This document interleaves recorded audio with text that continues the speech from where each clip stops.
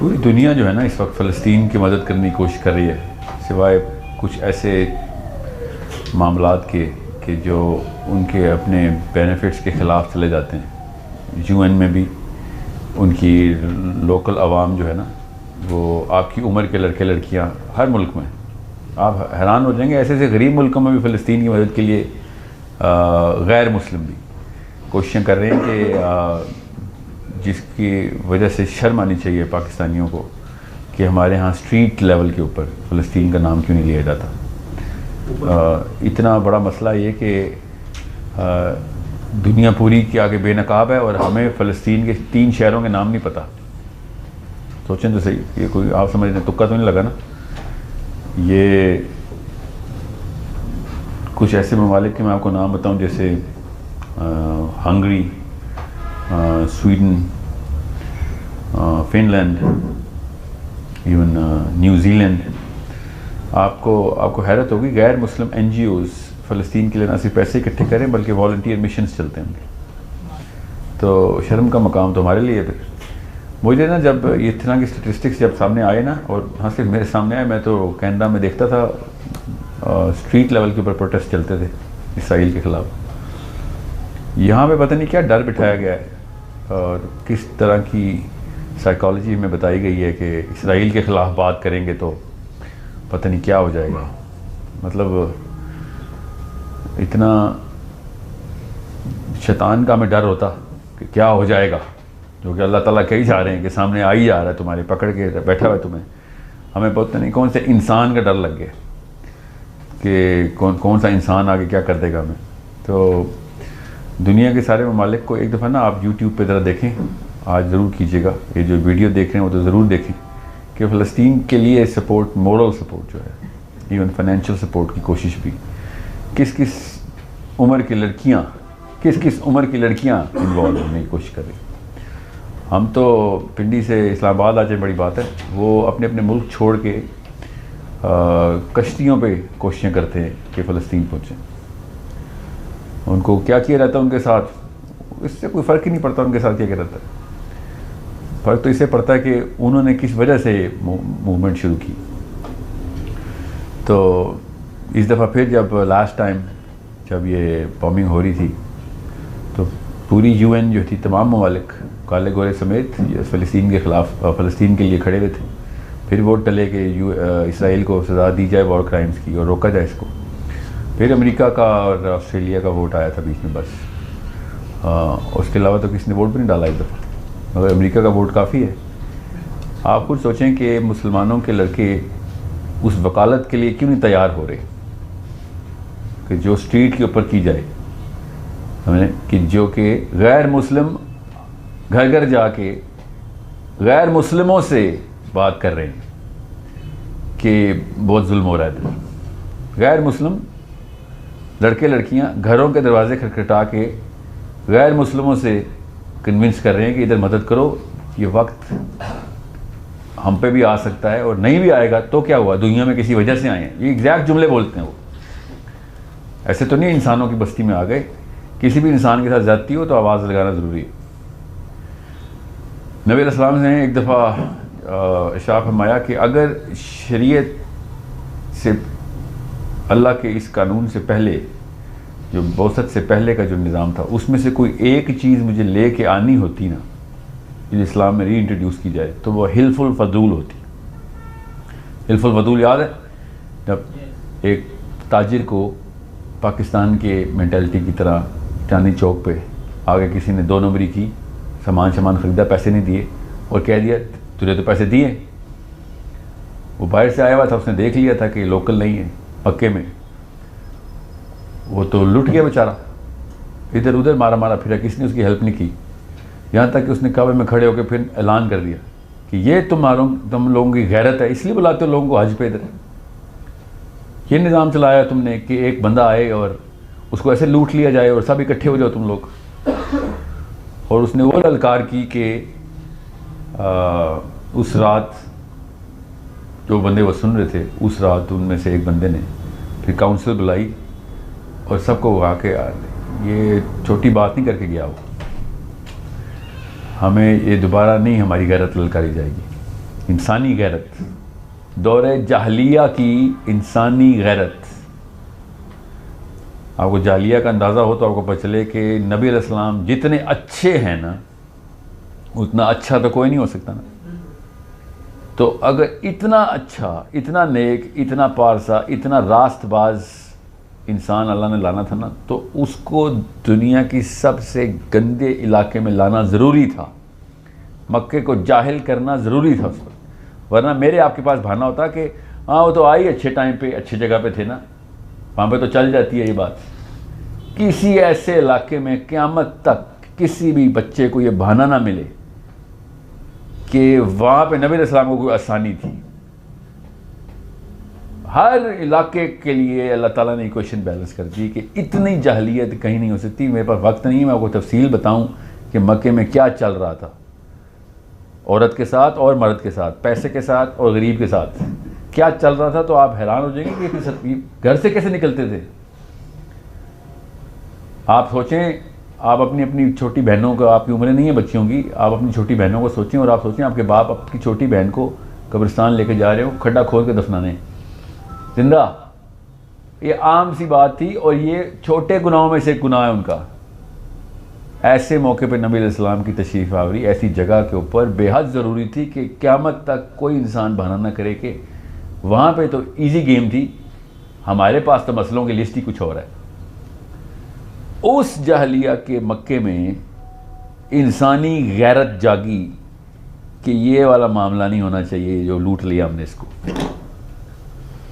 और उन्होंने फिर सब ने पैक्ट किया और उस पैक्ट का मतलब मुआहदा किया कि आइंदा अगर किसी ने इस पैक्ट को इन्वोक किया ना, पुकारा इसको कि इस लेजिस्लेशन के अंदर पनाह लेता हूँ मैं, तो सब इकट्ठे हो जाएंगे, उसको पनाह देंगे।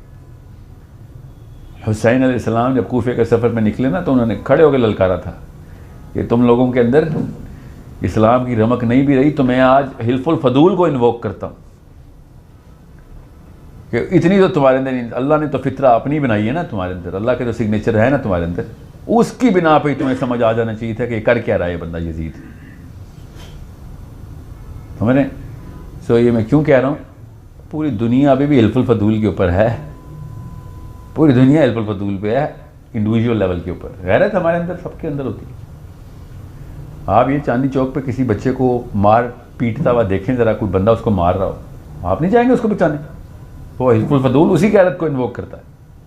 हमारे अंदर अल्लाह ने रहम की और इंसाफ की सिफत बाय बर्थ पैदा की है। अल्लाह ताला ने इसीलिए तो कहा है हर इंसान मुसलमान पैदा करता हूँ मैं। ये बाद में यहूदी और नसरानी माँ बाप बनाते हैं, तो उन्हें यहूदी और नसरानी की कोशिशें जो है ना, उस साइकोलॉजी के पीछे मैं उस लीडर को लीडर मानने से कासिर हूँ, चाहे वो नवाज शरीफ हो, भुट्टो हो, इमरान खान हो, जिसने यूएन के लेजिस्लेशन पे इसलिए साइन इस के ऊपर साइन करते हुए ये नहीं सोचा कि ये 4 बंदों को खुदाई ताकत किस लिए मिल रही है, अमेरिका, चाइना, फ्रांस, और किस लिए मिल रही है? इसराइल को नहीं है वीटो इसराइल के पास, ठीक है? तो इनको क्यों मिल रही है? ये किस बात के, आप किस बात के डैडी हैं भाई? पै दर पै 116 बंदे एक तरफ हुए अभी रमज़ान में जब बॉम्बिंग कर रहा था इसराइल, और अमेरिका का वीटो एक तरफ था। थप्पड़ मार के नहीं बाहर निकालना चाहिए था कि तू है कौन, पूरी दुनिया एक तरफ हो गई, तुम क्यों डिसरप्ट कर रहे हो, हमारी इतनी बेइज्जती कर रहे हो कि हम एक तरफ होते हैं, तुम अकेले एक तरफ हो जाते हो। ये आपकी इज्जत नफ्स गवारा करेगी इस बात को कि इंसानी गैरत की ललकार के ऊपर सब खड़े हो जाएं और एक बंदा आगे कहे बस मेरा वीटो। और सोचें जरा ट्रंप ने कहा क्या था वीटो करते वक्त, पढ़े तो सही। और क्या ट्रंप लगे हुए, बड़ा बनता था बराक ओबामा में, उसने भी वीटो ही किया था। अपाची उसी ने भेजी है बराक ओबामा ने, ठीक है? मामी मामरा तो पिछले सदरों ने की है ना, वो जो पूरी कश्ती पे बॉम्बिंग कर दी, बच्चे फ्राई कर दिए हमारे। अमेरिकन फौज के अपने फौजी ऐप से बैज उतार के फेंक रहे, देखें तो सही। फौज के अपने जो सिपाही हैं, लड़के लड़कियां, आदमी औरतें, अमेरिका की फौज के पब्लिक में खड़े होकर उन्होंने बैज उतारा कि लानत है ऐसी नौकरी पे, तुम लोगों की जी हुजूरी करनी। आप देखें हो क्या रहा है। मैं इसलिए ज़्यादा परेशान होता हूँ कि इस्लाम के बग़ैर अगर इंसानों को इतनी गैरत आ गई, हम इस्लाम समेत किस बात के बेगैरत हुए हैं। ऐसी यूएन को कैसे मैं मान लूँ और अपने आप को फिर यहाँ पे आके कलफ लगा के लीडर भी बनाऊँगे, चाहे वो जाती उम्र से निकलूँ या बनी गाला से। किस बिज़ा पे लीडर? आपको इतनी गैरत नहीं है कि आप जब सही बात करते हैं एक अकेला टट्टू उठ के कहता है वीटो कर दिया। सोच, कोई तो कमी है आपके अंदर। आप उस कमरे में दोबारा क्यों दाखिल होंगे जब पहली दफ़ा आपकी तजलील की गई है, दूसरी दफ़ा तजलील की गई है, तीसरी दफ़ा आप जा रहे हैं? तो आपके कुछ सेंस में मसला है ना। फिर एक भी लेजिस्लेशन नहीं आ रही कि ये वीटो वाली कहानी जो है ना, it made sense on some old people's minds at some level. If it is about the money then I am not going to be a part of this game any more. हमारे पास पैसे बहुत हैं, तो फिर ये क्या UN क्यों खेल रहे हो? This is not a United Nations, this is a financial nation. इसलिए ये मसला इतना बड़ा है कि जब तक पाकिस्तानी लड़का और लड़की इस्लाम के वकील नहीं ना बनते, वकील केस दूसरे का नहीं देखते कि उसका केस क्या है, तब तक ये मसला सॉल्व नहीं होने वाला। ये ना आप समझें आपके जज्बात से मसला सॉल्व होगा। मसला सिर्फ तब सॉल्व होगा जब आपको किताबें पढ़ी हुई होंगी, केसेस पढ़े हुए होंगे कि उन्होंने क्या केस किया हुआ है। By the end of the day बात तो ज़बानी कलामी होती है ना, कोई थप्पड़ और मुक्के से तो नहीं बात होती ना। इसराइल अपने केस ज़बानी कलामी करता पीछे से बुली पैसों से अमेरिका है और गनशिप्स के साथ ही करता है, मगर दुनिया के सामने तो उसे कंसेंसस लेना होता है। आई थिंक ऑक्सफोर्ड रह गई थी या कैम्ब्रिज रह गई थी अभी आखिरी मेरी मालूमात में। बाकी की सारी यूनिवर्सिटीज़ ने तो साइन भी कर दिए थे कि अगर कोई इसराइल के ख़िलाफ़ बात करेगा तो वो एंटी सेमाइट है, जो यहूदियत के ख़िलाफ़ बात करेगा, मतलब इस्लाम, जैसे पाकिस्तान के ख़िलाफ़ बात करेगा तो इस्लाम के ख़िलाफ़ बात करेगा। इतनी बेतुकी बात। कोई पाकिस्तान के ख़िलाफ़ बात करेगा तो इस्लाम के ख़िलाफ़ तो नहीं बात करेगा, वो पाकिस्तान के ख़िलाफ़ बात करेगा। इन्होंने नया लॉ रखा हुआ है, अब आ चुका है, तमाम यूनिवर्सिटीज़ ने साइन कर दिया। ये प्रोसीजरल मैटर हो गया अभी। अब एक रह गई थी कैम्ब्रिज की, उन्होंने कहा था ये क्या बेतुकी सी बात है। एंड में वकालत ही होती है, याद रखना। आप अगर वकालत नहीं कर सकते हैं तो फिर इस्लाम से तो बहुत दूर हैं आप सोचें ना, अंबिया अलैहिस्सलाम जितने भी हैं, ये तलवार सिर्फ ढीठों के ख़िलाफ़ उठाएगी। बहुत ही ढीठ हो जाए तो फिर तलवार का, वरना तो सारी उम्र नबी अलैहिस्सलाम ने वकालत ही की है ना। गुफ्तगू से ही दावत होती है, और किस तरह दावत होती है? पहले सेकंड में मैं तलवार रख के टेबल पे बैठ जाऊँ तो फिर वकील थोड़ी हूँ, फिर तो मैं बुली करने आया हूँ। सो बहुत एहतियात से समझें, आपके ऊपर ज़िम्मेदारी जो है वो वकालत ही की है। क्रिटिकल थिंकिंग का प्रॉपर कोर्स करें, एवेल्यूएट करें कि अगला बंदा मेरे केस को देख कैसे रहा है। वो उसको भी तो इंसान है, वो किस बिना पे गलत समझ रहा है मुझे। हट धर्मी के लेवल से पहले बड़े सारे लेवल्स हैं, वो लेवल अचीव करने के लिए उन्होंने वकालत करके जीते हुए केस। आप कैसे मैं आपको बताऊं, आप कश्मीर की किताब मेरे सामने रख दी आपने। कश्मीर पे आपको पता है, आप आज का होमवर्क दे रहा हूँ, जितने भी लोग देख रहे हैं ज़रा गूगल करें, कश्मीर पे कितने ही मुसलमान मुल्क हैं जो पाकिस्तान का साथ नहीं देते, इंडिया का साथ देते हैं। ऐसे 2 नंबर वकील हैं हमारे पार्लियामेंट हाउस की ब्यूरोक्रेसी में। एक ज़हनी इस्तात होती है और एक कौम की औकात होती है। हमारी कौम की औकात इन कम कुंद जहनों ने कम ख़त्म की हुई है। क्यों? हमारा स्टूडेंट बस पैसे पैसे कर रहा है, बैठ के नौकरी मिल जाए। उनको पता ना नीचे सारे बस गाँव वाले बैठे हुए, गाँव वाले जितना मर्जी इनके ऊपर टैक्स डाल दो दे देंगे। क्यों? क्योंकि उनको कुछ पता नहीं है। मतलब इतनी यूनिवर्सिटियाँ क्यों खोली पाकिस्तान में हमने? किस लिए खोली थी आप खुद सोचें। इसलिए मैं इस पैसे के कॉन्सेप्ट को पर्पस बनाने के खिलाफ हूँ। पूरी यूनिवर्सिटी की पूरी लॉट हमारी 3 जनरेशन गुजर चुकी हैं यूनिवर्सिटी से हमारी, जब से पाकिस्तान में यूनिवर्सिटी जो है ना इस्टेब्लिश की गई है, एकेडमिया।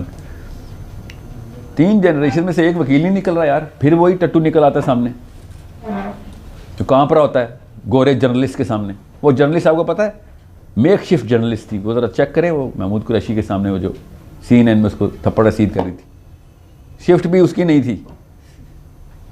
ऐसे हुआ था, और कोई है प्रोग्राम वाला, हाँ इधर कोई भी नहीं, चल लड़की तू इधर आ जा, इससे पाकिस्तानी है बात कर, कोई बात नहीं। उसने कहा पाकिस्तानी है, खैर है, डर जाएगा। वो डर गया।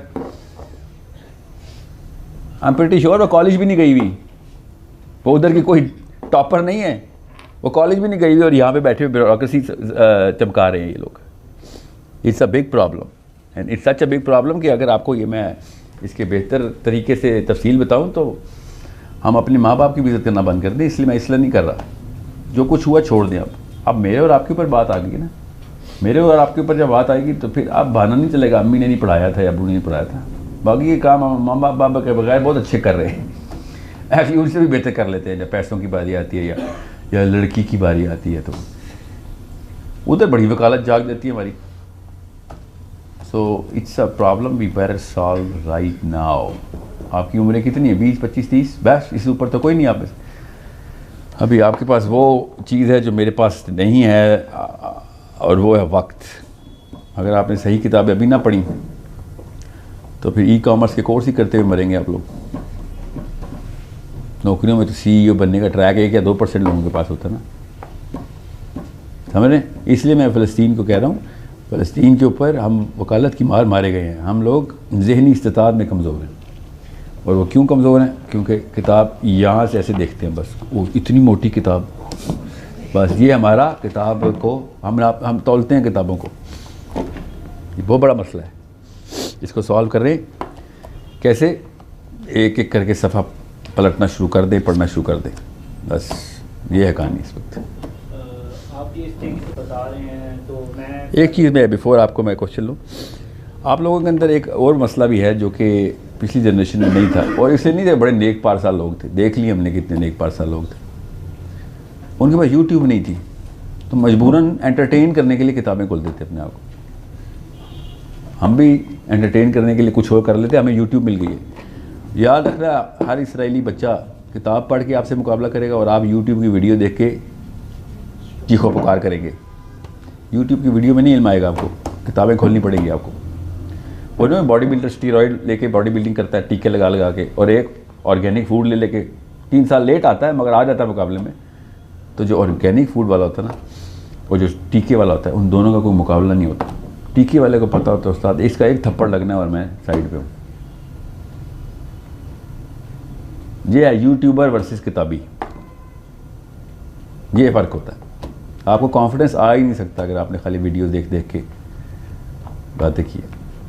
रीड द बुक्स, और वो वाली किताबें खोलें कि जिनके अंदर टाइटल पे, एटलीस्ट टाइटल पे उस मसले का हल लिखा हुआ है जो मसला आपको तंग कर रहा है। ठीक है, बस ये है असली टेक्निक किताब खोलने की। जो मसला आपको तंग नहीं कर रहा उसकी किताब 3 से 4 सफ़े से आगे नहीं जाएगी, आप हिम्मत नहीं पड़ेगी। सोचे कौन सा मसला आपको तंग कर रहा है, जो उम्मत को तंग कर रहा है, वो उसकी वकालत करें। देखें अल्लाह ताला कैसे आसानियाँ करते हैं। जी, आप ये इस तरीके से बता रहे हैं, अभी हमारे फ्रेंड्स के दरमियान डिस्कशन चल रही थी कि पाकिस्तानियों को एज अ लीगल मुस्लिम्स के खिलाफ आवाज़ उठानी चाहिए या नहीं चाहिए। अब मैं बाय द वे मौजूदी की पुरानी बुक्स पढ़ा था तो उसमें वो उन्होंने एक आयत को रेफरेंस बनाया था कि जो दारुल कुफर के जो मुसलमान होते हैं उनका जो सूरह अनफाल की 72 नंबर जो उसमें आता है कि हम लोग उनकी मदद तो कर सकते हैं लेकिन सिर्फ दीनी मामलात में। अगर उस कौम के दरमियान और हमारे दरमियान मुआहदा हुआ हो तो हम लोग उनकी दीन से आगे मतलब दीनी मामलात के अलावा मदद नहीं कर सकते। कुरान पाक की आयत है, अगर आपको बताओ सूरह अनफाल की 72 नंबर। इस कॉन्टेक्स्ट में मेरा था कि फॉर एग्जांपल अब यूएई के साथ इजराइल मतलब कि फॉर एग्जांपल कई कंट्रीज़ ने मुआहदा तो कर लिया, तो क्या उनके ऊपर तो जिम्मेदारी ख़त्म हो गई है? और इसी तरह इस रेफरेंस से पाकिस्तान के ऊपर, पाकिस्तानियों के ऊपर चाइनीज़ के जो लीगल मुस्लिम्स हैं उनकी जिम्मेदारी खत्म हो गई है। दूसरा क्वेश्चन ये था कि आपकी ऑडियो आ रही होगी, सवाल बहुत अच्छा है। अच्छा, और दूसरा क्वेश्चन था आपके लास्ट लेक्चर में जब आया था तो आपने बताया था कि यहूदियों का ना जो क्या कहते हैं तौहीद का कॉन्सेप्ट बहुत अच्छा है, जबकि सूरह तौबा में ही उनकी एक आयत में आपको पता होगा कि मसीह हैं वो ईसाई हैं, उन्होंने मसीह अलैहिस्सलाम को बना दिया अल्लाह का बेटा, और यहूदियों ने हज़रत उज़ैर, तो वो क्या कॉन्सेप्ट है? इसका रिलेट नहीं कर पा रहा। दोनों सवालों का आपसी ताल्लुक़ कोई नहीं है, तो पहले सवाल तफसील से सुन लें। पहले मैं दूसरा सवाल बता दूं। मेरी अपनी राय मैं आपको बता रहा हूँ कि जब दज्जाल ने आना है ना, तो यहूदियों का बड़ा फैक्शन जो है ना इस वक्त वो क्रिश्चियन साइकोलॉजी से इन्फ्लुएंस्ड है। जो लिबरल यहूदी होते हैं उनकी बात हो रही है, जो उनके मौलवी हैं उनको कोई सीरियस नहीं ले रहा इधर। ठीक है, ज़्यादातर यहूदी लॉबी तो पैसे वाले लिबरल का मतलब वो उन्होंने कभी तो रायत नहीं पड़ी हुई। सो पूछे ना ज़रा डर्शोविट्स की ज़रा डिबेट्स चेक करें। एलन डर्शोविट्स जो है ना, इनका बहुत बड़ा वकील बना फिर रहा है हार्वर्ड का, और फर्स्ट चेयर रहा है वो बड़े बड़े केसेस में, यूएन का कंसल्टेंट रहा है। तो रायत की 3 आयतें नहीं आती उसको, ऐसी ऐसी बातें तो रियायत के ख़िलाफ़ कर रहा होता है, खुद भी कहता है यार मुझे नहीं पसंद वो किताब, मगर अपने आप को यहूदियों का वो बड़ा एडवोकेट का है। तो यहूदी इस तरह के और भी बड़े हैं, मैं आपको क्या नामों की लिस्ट बताऊँ, 3-4 तो ऐसे हैं कि जो तो रियायत के ख़िलाफ़ प्रॉपर प्रोपेगेंडा भी कर चुके हैं, ठीक है। वो सिर्फ हॉलोकॉस्ट से जज्बाती होके कैश करते हैं अपने फेम और सब्सक्रिप्शन को। जो बिब्लिकल साइकोलॉजी है ना, जो बाइबल के थ्रू पिछले 2022 सालों से पूरी दुनिया को अफेक्ट कर रही है, उससे जिस लेवल पे ट्यूनिंग हुई है मुसलमानों की भी, इवन मुसलमानों की भी, जो ओवरसीज़ मुसलमान है ना, वो भी बिब्लिकल साइकोलॉजी को इनहेरिट करते हैं, उनको खुद भी नहीं पता। फिर उनके बच्चे जब ऐसी वैसी हरकतें करते हैं, बातें करते हैं, तो परेशान होकर फिर पाकिस्तान भागते हैं, इंडिया भागते हैं कि हम बस डॉलर के पीछे आए थे, तबाह हो गए। नहीं, वो वहाँ पे भी तबाह, इधर भी तबाह, हम पे भी इन्फ्लुएंस अभी नहीं है तो आ जाएगा, है तो काफ़ी। फिर भी ये यूट्यूब, नेटफ्लिक्स के मैं इसके लिए ख़िलाफ़ हूँ। ये वो वाली साइकोलॉजी भी ट्रांसफ्यूज़ कर रहा है आपके अंदर। तो जब यहूद की जो मेजर लॉबिंग के पीछे साइकोलॉजी है वो बिब्लिकल है, तौला की साइकोलॉजी नहीं है, तो उन्होंने मसाया के आते ही जिस तरीके की हरकतें और जिस तरीके की उसके ऊपर मसाइल करने हैं, वो वही शिरकिया ही होने जो कि क्रिश्चियन शिरक करता है। ज़्यादातर लिबरल यहूदी प्री मसाया को, अपने मसीह को, दज्जाल को अल्लाह का बच्चा ही मानेगा, ठीक है। एक्चुअली अल्लाह का बच्चा तो मानेगा ही मानेगा, मगर उसकी वो अल्फाज बोल रहा होगा अल्लाह खुद ज़मीन पे आया हुआ। जो प्रोटेस्टेंट्स कहते हैं ना, Protestant psychology is not the Trinity, Trinity Catholic psychology है। ट्रिनिटी में बाप, बेटा और रूल खुद अलग है, ठीक है। प्रोटेस्टेंट साइकोलॉजी में कोई अलग नहीं है। वो कहते हैं कि कोई ऐसी ट्रिनिटी है कि ऐसी चीज़ नहीं है, अल्लाह खुद ज़मीन पे आया हुआ है, अल्लाह एक ही है, ठीक है। वो यहाँ पे आके भी तक वो कहते हैं गॉड इन फ्लैश, ये अल्लाह खुद है, कोई अल्लाह बच्चे नहीं देता। अब रही बात आपके सवाल की कि वो उज़ैर अलैहिस्सलाम को अल्लाह का बच्चा मानते हैं, तो एक कबीला उस वक्त तो था, बिल्कुल था, कि जो उज़ैर अलैहिस्सलाम को ही अल्लाह का बेटा मानते थे। और यहूदी खुद भी मानते हैं इस बात को कि एक फैक्शन हमारी थी, क्योंकि उज़ैर अलैहिस्सलाम उस वक्त आए थे जब यहूद बड़े टर्मोइल में थे। और उज़ैर अलैहिस्सलाम वाहिद बंदे थे जो कि आपने वाक़या पढ़ा ही होगा, 100 साल के लिए अल्लाह ताला ने उनको मार के फिर दोबारा ज़िंदा किया, क्योंकि उन्होंने अल्लाह ताला से कहा था मुझे ऐनुल यकीन दिखाएं, I want to see the process, ठीक है। और जब वो रीइनकारनेट हुए हैं तो उन्होंने जाकर सारे 100 साल गुजरने के बाद उज़ैर अलैहिस्सलाम को किसने याद रखना था, मगर उज़ैर का पता तो था। तो उन्होंने जब फिर अल्लाह की किताबें सुनानी शुरू की तो लोगों के लिए वो बड़ा मिरेकल था कि ये कैसे हो सकता है, ये कौन है बग़ैर पढ़े वो एक किताब सुना रहा है। तो उन्होंने फिर उज़ैर अलैहिस्सलाम को, ये वाक़या कुरान पाक में इसी तरीके से दर्ज है कि जो अब उनको मार के दोबारा ज़िंदा किया अल्लाह ने, ठीक है। वो आपने पढ़ा है सूरह बकरा में। तो जब लोगों के सामने ऐसा वाक़या शुरू हुआ तो लोग पागल हो गए। फिर लोगों ने कहा नहीं, ये आम आदमी नहीं हो सकता, यहाँ तक कि आम आदमी नहीं हो सकता से लेके अल्लाह का बच्चा ही है, यहाँ तक पहुँचा दिया। यार अल्लाह की किताबें सुना रहे थे ना उज़ैर अलैहिस्सलाम, ये थोड़ी कहा उज़ैर अलैहिस्सलाम तो सच्चे नबी हैं, उन्होंने थोड़ी कहना कि मैं अल्लाह का बेटा हूँ या मैं अल्लाह हूँ। तो ये बात की नस्लें होती है ना, ये हवाई गपशप करने वाली यूट्यूबर्स, ये फिर वीडियो सुनाती हैं कि तुमने देखा है आज एक बंदा, या ऐसा वाक़या आपने कहीं नहीं देखा होगा। तो इस तरह की बातें करते करते फिर यही ईसा अलैहिस्सलाम के साथ भी हुआ। ईसा अलैहिस्सलाम का वाक़या भी बुक ऑफ मैथ्यूज़ में उसी तरीके से दर्ज है। जीसस बराबस और जीसस ऑफ नाज़रेथ दोनों इकट्ठे पकड़े हुए थे। ये मैं बुक ऑफ मैथ्यूज़ सुना रहा हूँ डायरेक्टली, मैं कोई मुसलमानों की तरफ से किया गया केस नहीं सुना रहा हूँ। बुक ऑफ मैथ्यूज़ जिसने पढ़ी है उसको पता है। अब वो जो मर्ज़ी बहाने करते रहे, हिब्रू में पढ़ें। बराबस का मतलब होता है कि बराब्बास, ये ना हिब्रू में बराब्बास, ठीक है। अब हम उसे बराबस बोलते हैं ना। जीसस बराबस अलग था, जीसस ऑफ नाज़रेथ अलग था, दोनों पकड़े गए हुए थे। दोनों उस वक्त चांदनी चौक तो बहुत मेजर इलेक्ट्रॉनिक मीडिया का सेंटर है ना।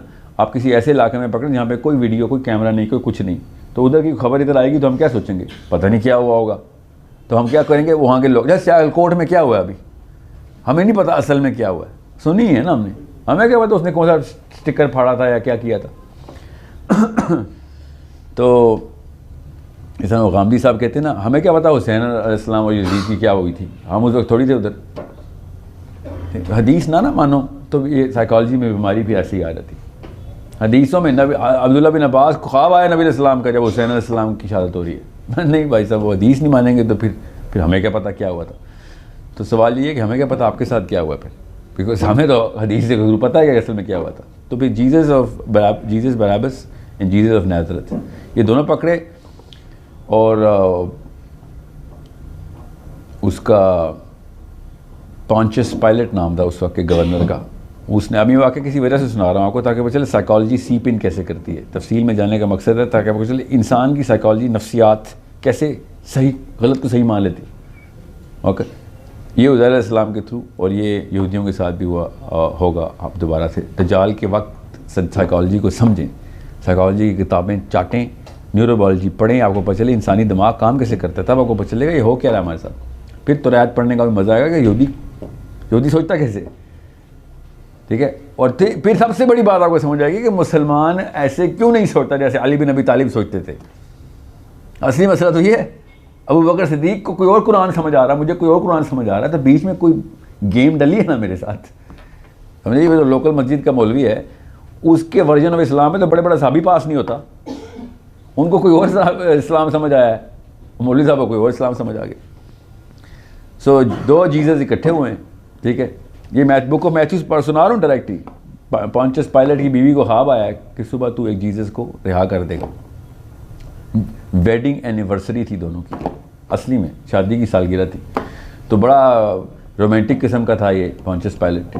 उसने कहा अच्छा बेगम को ख्वाब आया कि जीसस को रिहा करना है, तो उसने जाके फिर आके टेरेस में ऐलान किया। टेरेस के नीचे ही ऑल्टर है जहाँ पे बंदा मारते होते हैं लोग, सारे लोग इकट्ठे हुए, सारे कितने 600-700 बस। उसने कहा कि कौन से जीसस को रिहा करूं, तो लोगों ने कहा कि फलां जीसस को रिहा कर दो। सारा उन्होंने ईसा इब्न मरियम का ही कहना था, ठीक है। तो क्योंकि ईसा इब्न मरियम के तो लवर्स थे सारे, तो दूसरे वाले को उसने मार दिया, जीसस ऑफ नाज़रेथ को छोड़ दिया। अब मगर जीसस तो वो स्लीप पे चढ़ाया गया था, और वो कौन सा जीसस था, वो बुक ऑफ मैथ्यूज में बताया कौन सा जीसस चढ़ाया। हैरत है, किताब खुद उनकी बता रही है कौन सा जीसस बच गया, कौन सा जीसस, ठीक है। Which Jesus was crucified, which Jesus was not. ये मुसलमान होने के बावजूद मैं उनकी किताब कोट कर रहा हूँ, बुक ऑफ मैथ्यूज पढ़ें ज़रा, लेटर चैप्टर्स। अल्लाह ताला ने फिर क्या कहा, अब खबर क्या हुई, जीसस को क्रूसिफाई कर दिया गया। जीसस क्रूसिफाई, ईसा क्रूसिफाई हो गए, ईसा क्रूसिफाई हो गई, खबर आई है हमारे पास, सियालकोट में बंदे को मार दिया, ठीक। हमें भी खबर आई है। अल्लाह ताला ने क्या कहा, it was made for them to believe. अल्लाह ताला कुरान पाक में बता रहे हैं कि हमने ऐसा लगा इनको, ऐसा इनको लगा कि हमने इनको ऐसा दिखाया कि जैसे जीसस क्रूसिफाई हो गए, ठीक है। सो खबर उड़ा दी गई, और ईसा अलैहिस्सलाम को अल्लाह ने बचाना था पीछे से। हमें पता है अल्लाह की सुन्नत क्या है, मैं अपनी राय यहाँ पे बता रहा हूँ, ऐसा कोई दर्ज नहीं है, मगर दो फरिश्ते आएंगे जैसे इब्राहीम अलैहिस्सलाम के पास आए, ईसा इब्न मरियम के पास भी आएंगे कि चलें, पोर्टल खोल दिए, ऊपर चलें आप। बिकॉज इस वक्त हमने इन सब को, it is made to believe, हमने इनके ऊपर, ठीक है, वमा कातलू वमा सलबू, अल्लाह ताला, ना उनको कत्ल किया गया ना उनको सलीब पर चढ़ाया गया, बट, ठीक है, मगर ये दिखाया गया उनको कि जैसे ईसा हो गए हैं। बहरहाल क्यों आपको बता रहा हूँ, अब अगर वो क्रूसिफिकेशन का स्टोरी ना एज इज़ प्रोपेगेट की जाती तो इन्होंने क्रिश्चियनिटी की बुनियाद रखनी नहीं थी। ईसा इब्न मरियम का ओरिजिनल दीन जो जेम्स प्रोपेगेट करता रहा पॉल के अगेंस्ट, कि तू कौन सी कहानियाँ सुना रहा है, मेरे भाई ने ये कहानी नहीं सुनाई हमें कि वो अल्लाह का बच्चा है या फिर कोई डिवाइन मखलूक है। आम आदमी था वो, अल्लाह का बरगज़ीदा नबी था, बस वही आती थी उस पर। मगर नहीं, आप पूरी की पूरी क्रिश्चियनडम जो है ना वो अल्लाह का बच्चा मानना शुरू हो गई। अगर क्राइस्ट का लफ्ज़ जो है ना वो निकाल दें तो Jesus is still a prophet. Christadelphians, Unitarians, अभी भी दुनिया पूरी के क्रिश्चियंस में छोटी तादाद है, मगर फोर्थ बिगेस्ट रिलीजन है, फोर्थ बिगेस्ट रिलीजन है क्रिस्टोडेल्फियंस, यूनिटेरियन मिला लें तो। वो तो ईसा को आखिरी नबी मानते, ये जो लोग कहते हैं ना साहिल मियाँ आप मेरी क्रिसमस कहने के हक़ में क्यों आओ मेरी क्रिसमस कहने के किसी के हक़ में नहीं हूँ, मैं तो बर्थडे मनाता ही नहीं होता किसी की, नबियों की क्यों मनाऊँगा। मगर जिस बेस पे आप लोग कहते हैं ना ये मौलवी साहब के मेरी क्रिसमस कहने पे अल्लाह का बेटा साबित हो जाता है, पैदा होना से तो बेटा साबित नहीं होता। 24 जनवरी 24 को कह दिया करो मेरी क्रिसमस, अगर तुम्हें 25 से मसला। क्रिस्टियन डेल्फिन को कह दूँ मेरी क्रिसमस, वो तो नहीं मानते अल्लाह का बच्चा, वो तो अपने आप क्रिश्चियन ही कहते हैं। बहरहाल बात कहीं और जा रही है। पॉइंट इज़ आप अल्लाह का बच्चा बनाने की साइकोलॉजी के पीछे साइंस समझें, ये बाय डिज़ाइन बड़ा दौलीन का जो सीगा है ना, ये बाय डिज़ाइन अल्लाह ताला का, कि अगर इस तरह की हरकतें करोगे तो तुम उस जगह पर जाके मेख लगा दोगे कि जो तौहीद के कॉन्सेप्ट के ऊपर जाके लगती है। नबियों में तफरीक करना ठीक है, वो बड़ा गुनाह है, दोज़ख में ही जाओगे। मगर अल्लाह के कॉन्सेप्ट के ऊपर आप मेख लगाओगे तो उसके पीछे पे पूरी की पूरी एक स्कीमा है, हमारी नफ्सियात है, वो समझें। आप तक भी ऐसी ऐसी खबरें पहुंची हुई हैं इस्लाम के बारे में जो असल में इस्लाम नहीं है। वही क्रिश्चियन के साथ भी हुआ, वो वाली खबरें पहुंचा दी पॉल ने जो कि क्रिश्चियनिटी में थी नहीं, उन्होंने उसको फिर मजहबी बना दी। फिर उसको क्या चाहिए था, पॉल को कुछ चाहिए था ना, वरना तो मैं और आप बातें ही कर रहे हैं, कुछ नहीं होने वाला। पॉल को कुछ चाहिए था, उसको चाहिए थी ताकत। फिर उसने फिर कॉन्स्टेंटिनोपल के अंदर कॉन्स्टेंटिनोपल का नाम तो बाद में पड़ा, उसको इन्फ्लुएंस करवाया और उसके बाद फिर पूरी दुनिया में सबसे बड़ा रिलीजन बन गया। अब मैं आपको क्यों ये क्रिश्चियनिटी की तफसील बताई आपके सवाल के बदले, क्योंकि जब सूरह कहफ स्टार्ट होती है ना तो ऐसे लगता है कि क्रिश्चियनिटी के ख़िलाफ़ है। पढ़ें सूरह कहफ। अल्हम्दुलिल्लाहिल्लज़ी, ये तो क्रिश्चियनिटी के खिलाफ आयता है कि पाक है वो ज़ात। ये लोग जो बना रहे हैं कि अल्लाह का बच्चा है, ऐसा कोई अल्लाह ताला ऐसे कामों से पाक है, हमें तो पता है तो क्रिश्चियन है जो अल्लाह का बच्चा मानते हैं, तो दज्जाल तो यहूदियों में आना है। क्रिश्चियनिटी के खिलाफ आयत कहाँ से आ गई, समझ रहे हैं? समझने की कोशिश करें। हमें पता है कि दज्जाल यहूदियों में आना है, मेरे नबी ने बताया दज्जाल यहूदियों में आना है। आयत क्रिश्चियन के खिलाफ आ रही है। सूरह कहफ का पता है ना दज्जाल के ताल्लुक क्या है, वो तो मैं मफरूज़ा है कि आपको पता है। मैं सूरह कहफ पे क्यों आया डायरेक्ट। सूरह कहफ यहूद के खिलाफ आ रही है, आयतें क्रिश्चियनिटी के खिलाफ आ रही है। हमें बताया कि वो यहूद, आज तक किसी यहूदी लीडर को क्रिश्चियन तो नहीं नबी मानना ना। ये वाला वाहिद लीडर क्यों है यहूद का जो कि क्रिश्चियन कहेंगे ना ही लीडर बल्कि अल्लाह का बच्चा। ठीक है, तो बात सिर्फ उज़ैर को बच्चा मानने की नहीं है, बात अल्लाह का बच्चा मानने की है। और नाउज़ बिल्लाह इस लेवल का घिनौना क्राइम अल्लाह ने कहा है कि इससे गंदा कोई भी नहीं क्राइम कर सकता कि तुम कहो कि अल्लाह बच्चे देता है। ठीक है, सो इट्स अ सेंस जो कि आपको पता होनी चाहिए कि हम भी वो वाले गुनाह कर रहे हैं। इस वजह से मुसलमानों में बैठ के बात दोनों कहानियाँ तफसील से सुनाई हैं कि उज़ैर अलैहिस्सलाम को बच्चा क्यों माना। ऐसे काम करता था उज़ैर अलैहिस्सलाम, ऐसे करते थे कि लोग, आम सा बंदा कहता है यार ये आम बंदा नहीं, ये कौन है, पहुंची हुई शख्सियत है, कि पीर है। हाँ यही लफ्ज़ होता ना, ये क्या होगा, इसको कशफ है, इसको वजद है, इसको मजजूब हो गया, मजजूब है। हम नहीं कहते ये बातें। और मजजूब से स्टार्ट होती है बात और पता नहीं क्या क्या जज्ब हो जाता है उसमें। फिर अल्लाह जज्ब करते नाउज़ बिल्लाह, उसके अंदर हम अपनी तौहीद जज्ब कर देते। इस तरीके से आम आवाम फैसले करती है। और याद रखना, आम आवाम जब जत्थे में हो जाती है तो वो सही लगती है, और स्पेशली अगर सफ़ेद दाढ़ियों वाले बाबे उस आवाम में हो तो फिर शरीयत लगती है। हाँ ऐसे ही होता है। जब वो शरीयत लगना शुरू होगी तो मेरे और आपकी जन्नत दोज़ख के ऊपर फैसला हो गया ना। 3500 बंदे इकट्ठे हुए, मैं दोज़खी हो गया। ये है साइंस साइकोलॉजी की। जिधर 3500 बंदे इकट्ठे होंगे मैं दोज़खी हो सकता हूँ, क्योंकि वो मुझे लगेगा सही करें। मिसाल दे देता हूँ, अचानक पीछे से कमरे वाले सारे पिछले वाला हॉल, पिछले 30 40 50 लोग अचानक दरवाज़ा खोल के भागें, हम सब भी भागना शुरू कर देंगे। कुछ तो हुआ होगा, इतना प्रेशर होता है जत्थे का एक आम आदमी पे। आप चांदनी चौक पे ऐसा करना, हम बाहर निकलेंगे ना, एकदम भाग के दूसरे रोड क्रॉस करना, देखना पूरी ट्रैफिक जैम हो जानी, पीछे से पूरा जत्था सैलाब की तरह निकलेगा। हर कोई, लड़कियां भी लड़के भी, काम वाले फकीर ही भागेंगे और गाड़ियों वाले गाड़ी बंद करके भागेंगे। कुछ ना कुछ तो हुआ है। It is a big affect. इसलिए जब ईसा को क्रूसिफाई कर दिया कि खबर पहुंची, जत्थे ने बुलाया, हमने मान लिया। क्यों? वेरीफाई करने के लिए। ईसा भी तो नहीं थे ना, ईसा भी तो नहीं थे। ठीक है, होमवर्क एक और दे रहा हूँ, वो लफ्ज़ सोचें जो अल्लाह सुब्हानहू तआला ने पढ़े इस मौके पे ईसा अलैहिस्सलाम की सलीब पे चढ़ाने के वाक़े के ऊपर अल्लाह ने क्या इस्तेमाल किया है कि वो लफ्ज़ क्या है कि जो अल्लाह ने कहा कि इनको हमने ऐसा दिखाया, ऐसा लगा इनको। अल्लाह ने ये नहीं कहा कि इनकी वजह से, अल्लाह ने कहा मैंने खुद किया इनके साथ ऐसे, हमने इनको कंफ्यूज किया। समझे? तो उस लफ्ज़ को उल्टा लेते हैं, यहाँ पे पाकिस्तान में वायदा है, बाकी अरब नहीं ऐसे लेते, मुतशाबिहात का लफ्ज़ उसमें डाल देते हैं कि उनकी शक्ल का एक बंदा अल्लाह ने सलीब पर चढ़ा दिया था। सोचें तो सही, उनकी शक्ल का एक बंदा सलीब पर चढ़ा दिया। आपको पता सलीब का? कभी सोचें मेरी शक्ल का बंदा सलीब पर चढ़ा हो, कितनी देर तक पता चल सकता है कि नहीं ये साहिल नदीम नहीं है? कितनी देर तक? सोचें तो सही ना। हाँ, 10 मिनट, 15 मिनट। आपके सामने 500 फुट लंबी स्लीव है, 12 फुट की स्लीव है, यहाँ से नजर आ रहा है भाई ये कोई और बंदा है। इस तरह नहीं है। बाइबल ने खुद, अल्लाह ने, देखें अल्लाह के यहाँ तुक्के नहीं है। वो वाली आयतें बाइबल में इन्होंने अभी तक चमका के रखी हुई हैं, जो मैंने आपको सुनाई अभी बाइबल बुक ऑफ मैथ्यू से, कि ये 2 जीसस कहाँ से आए भाई।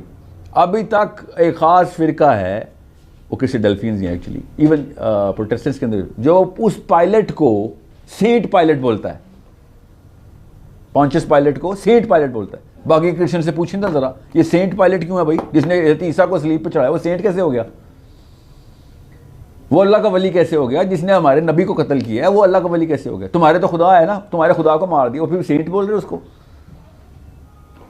कॉमन सेंस की बात है। मगर नहीं, अब अंधा होना होता ना, तथ्य के पीछे अंधा हो रहा था आमिर साहब। यार कोई पूछे अबू जी सेंट पायलट क्यों है?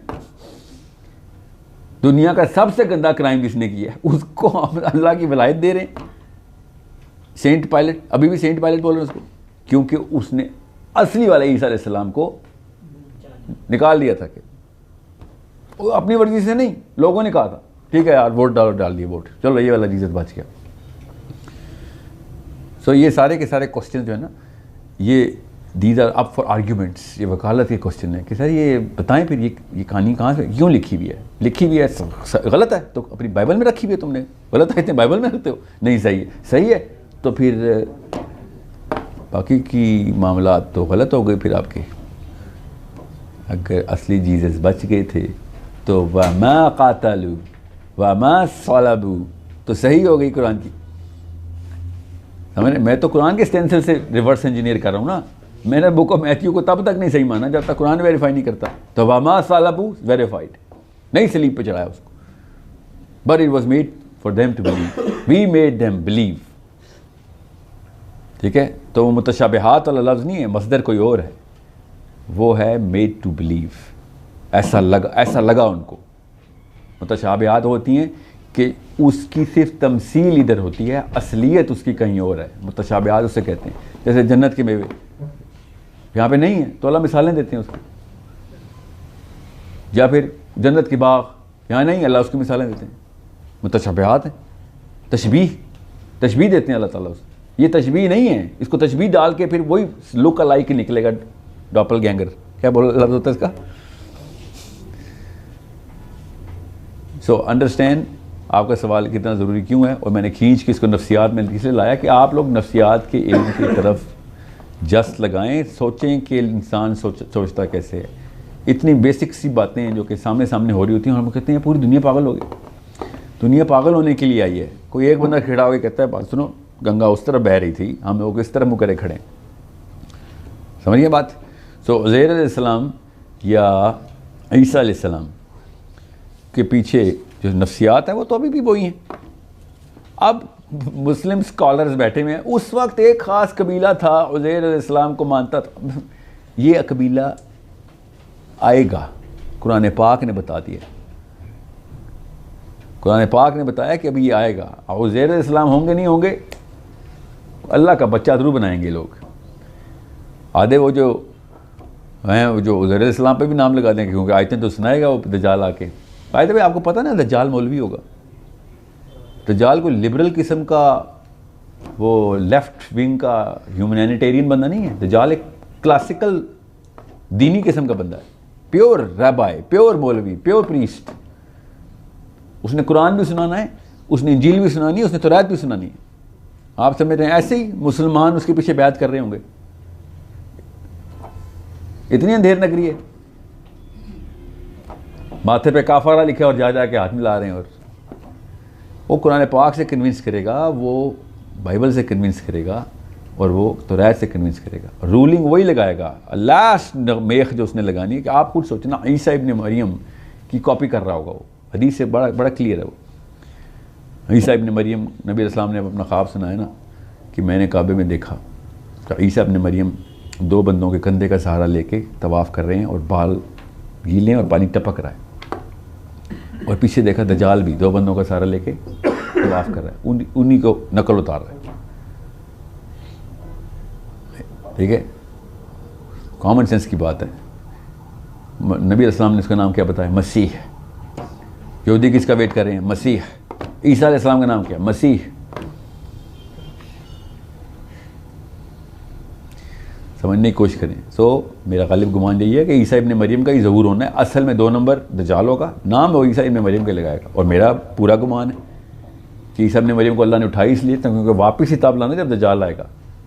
ये साइकिल पूरी कंप्लीट करनी है। बड़ा परफेक्ट लूप है, इसमें कोई रॉकेट साइंस नहीं मैं बता रहा हूँ। ईसा इब्न मरियम अपनी उम्र अपने टाइम पे भी गुजार के जा सकते थे, मगर अल्लाह ताला ने उनको इसलिए नहीं बचाया कि यहूदी मार देंगे, इसलिए बचाया कि यहूदियों का भी जो बाप आना है ना उसको मारना है ईसा इब्न मरियम। इनकी क्या औकात है कि किसी नबी को मारे या ना मारे? ठीक है, और बड़े नबी मारे हैं पहले यहूद ने, या दिन के 2 नबी कत्ल करते थे। ठीक है, ईसा इब्न मरियम को बचाना एक बड़ी स्कीमा का हिस्सा है। इसलिए जब भी कोई ऐसे स्टूडेंट्स मेरे पास फराही साहब के आएँ या इस्लाही साहब के आते हैं जो कहते हैं कि आपने ईसा इब्न मरियम को क्यों ज़िंदा रखा है अभी तक, पता नहीं क्या कादियानी इन्फ्लुएंस है इनके ऊपर, या इतनी कोई वकालत इनको आ गई, हदीसें इनको हज़म नहीं हो रही ईसा इब्न मरियम के हज़म होने ज़िंदा होने की, तो ठीक है ना माने। दज्जाल को फिर भी नहीं डिनाई कर सकते ना। ये सैकड़ों की तादाद में ऐसे ऐसे जर्री रावी हैं कि साहबा से कम बात नहीं हो रही, तो दज्जाल को डिनाई नहीं कर सकते। हाँ, दज्जाल पे आके सर हाँ लगता है कि दज्जाल होगा, लगता है तो नहीं अभी तक, चलो मुझे तो पता है होगा ना। तो दज्जाल का लूप क्लोज कैसे कर रहे हो? दज्जाल का लूप क्लोज करने के लिए ईसा इब्न मरियम का वापस आना ज़रूरी है। और ये अभी मेरी ही राय है जो मैं बता रहा हूँ कि जिस रास्ते से ईसा इब्न मरियम गए हैं उसी तरह के रास्तों से दज्जाल ने वापस आना है। और उन्हीं रास्तों की वजह से और उसी टेक्नोलॉजी की वजह से ईसा इब्न मरियम से वो घबराया कि पिघल जाएगा कि यार ये तो कहानी कोई और है, ये बंदा कौन है? ठीक है, आम बंदा नहीं मार सकता। और मेरी अपना भी गालिब गुमान इस्तिदलाल हदीस से ही मैं कर रहा हूँ कि तमाम अंबिया को उन रास्तों का पता होता है। नबी अस्सलाम ने इसलिए शाफ में आया कि उसको कोई नबी ही मारेगा, मेरे दौर में आएगा तो मैं मार दूंगा, इसलिए नबी का आना ज़रूरी था। तो दज्जाल को तो बड़े बड़े लिबरल मान लेते हैं कि आप कैसे डिनाई करें, आप हदीसें इतनी हैं तो दज्जाल मारेगा कैसे? वो वाली हदीस तो बड़ी क्लियर है दज्जाल की कि नबी ही मारेगा, तो नबी को वापस आना ज़रूरी है हमारा। ठीक है, ये दज्जालियत जो है ना, ये सूरह कहफ में अल्लाह ताला ने नबी अलैहिस्सलाम के थ्रू हमें बताया कि दज्जाल का टोटका आम बंदे के लिए सूरह कहफ, ख़ास नबी के लिए शूट एट साइट। नबी ने शूट एट साइट करनी है, ज़ाहिर कत्ल तो वो तो होना ही नहीं है, तो देखते ही पिघल जाएगा ना वो। और जो सूरह कहफ के तमाम तर मामलात हैं वो आप पढ़ेंगे तो आपको पता चलेगा कैसे ऐसे मुजज़ात हैं सूरह कहफ के आम बंदों के लिए। साहबा आसमान से बादल ज़मीन पे आए हैं सूरह कहफ पढ़ के, किरात करें उसकी तजवीद की सही करके। तो हदीसें पढ़ नहीं रहे ना, ठीक है, फतवा जितने मर्ज़ी लगे मेरे ऊपर, जो अल्लाह के नबी अस्सलाम से डायरेक्ट हदीसें हैं उसके ऊपर जो मर्ज़ी फतवा लगता रहे मेरे ऊपर। साहबा सूरह कहफ पढ़ें, बदलियाँ आसमान से नीचे आ रही हैं। तो अली बिन अबी तालिब को ज़ुल्करनैन को बादलों के ऊपर ट्रैवल करने की ताकत थी, वो बदली कहाँ से आ रही है? सूरह कहफ के अंदर ही ज़ुल्करनैन, अल्लाह के यहाँ तुकें, ये सारी हदीसें कंबाइन करें, आपको पता चलता है टेक्नोलॉजी हमारे पास ही अभी। ठीक है, अगला क्वेश्चन है सर। जितने भी बड़े बड़े मुहद्दिसीन कराम हैं, ठीक है, और उनके जो हमारे तक मतलब दीन के डिफरेंट नैरेटिव्स कौन से हैं? ठीक है, उसमें जो फिक्र का एक बहुत बड़ा एलिमेंट है जो स्कूल ऑफ थॉट को रिप्रेजेंट करता है। सर इसको आप कैसे डिफाइन करते हैं कि मतलब फिक्र का इस्लाम में पॉजिटिव रोल है कि नेगेटिव है, इसने हमें डिस्टॉर्ट किया है कि गाइड किया है? क्योंकि हर मुहद्दिस गुजरे हैं, उन्होंने बड़ा अच्छा ट्रांसलेट भी किया। जनाब इमाम अहमद रज़ा देहलवी हैं, उन्होंने कुरान की तफसीर बहुत अच्छी लिखी है। मतलब जो उनको स्टार्ट इनिशिएट करने वाले उनका लेकिन उसने किसी हद तक हमें डिवाइड भी किया। फ़िक्र का लफ्ज़ और अच्छे और बुरे का लफ्ज़ एक ही जुमले में इस्तेमाल नहीं कर सकते हम। अच्छा और बुरा जगह के लिहाज से, वक्त के लिहाज से, बंदे के लिहाज से भी फ़र्क हो सकता है। आपको कोई चीज़ अच्छी लग सकती है, मुझे नहीं अच्छी, वही चीज़ बुरी लग सकती है। अच्छे बुरे की जो डेफिनेशन है ना, वो एक इमोशनल डेफिनेशन है। कल्चरल डेफिनेशन भी अच्छी होती है। पाकिस्तान में कोई चीज़ काम करना अच्छा है, वही काम अमेरिका में करना बुरा है। ठीक है, पाकिस्तान में कोई आ जाए खड़े होके ताज़ीम करना अच्छा है, इस्लाम में बुरा है। ठीक है, तो फ़िक्र जो है ना, वो अच्छे बुरे की तमीज़ के सीगे में नहीं इस्तेमाल होता। फ़िक्र सही और गलत, हराम और हलाल, जायज़ नाजायज़, इसको फ़िक्र कहते हैं। सो मुहद्दिसीन और फ़िक्र भी अलग अलग बातें। मुहद्दिसीन हदीस का स्पेशलिस्ट है। फ़क़ीही जो मामलात हैं वो हदीस और कुरान के थ्रू इकट्ठे किए जाते हैं। सो जूरिस्प्रूडेंस पूरी की पूरी समझनी ज़रूरी है। तो मुहद्दिसीन ने भी फ़िक्र लिखा है, मगर वो फ़िक्र के भी स्पेशलिस्ट थे और हदीस के भी थे। ठीक है, फिर आपने कहा कि आला हज़रत ने तफसीर लिखी है, बहुत अच्छी है। अच्छी और फ़िक्र दो अलग चीज़ें। ठीक है, मैं नहीं कह रहा हूँ अच्छी नहीं है, मैं ये कह रहा हूँ कि अच्छी नहीं, अच्छी तो हर तफसीर ही है। कोई ऐसी तफसीर तो नहीं हो सकती जो बुरी हो, नाउज़ बिल्लाह, या गलत होगी या सही होगी। अब वो मैं और आप कंपैरेटिव क्रिटिकल थिंकिंग से, कंपैरेटिव एनालिसिस से वो उस नैरेटिव को क्वालिफाई करने की पहले एक अहलियत रखेंगे कि यार इसको किसकी वजह से। मैं आपको एग्जांपल देता हूँ। आला हज़रत साहब ने जिस बिना पे सूरह वाक़िया की तफसीर करते हुए अल्लाह ताला जब कहते हैं ना कि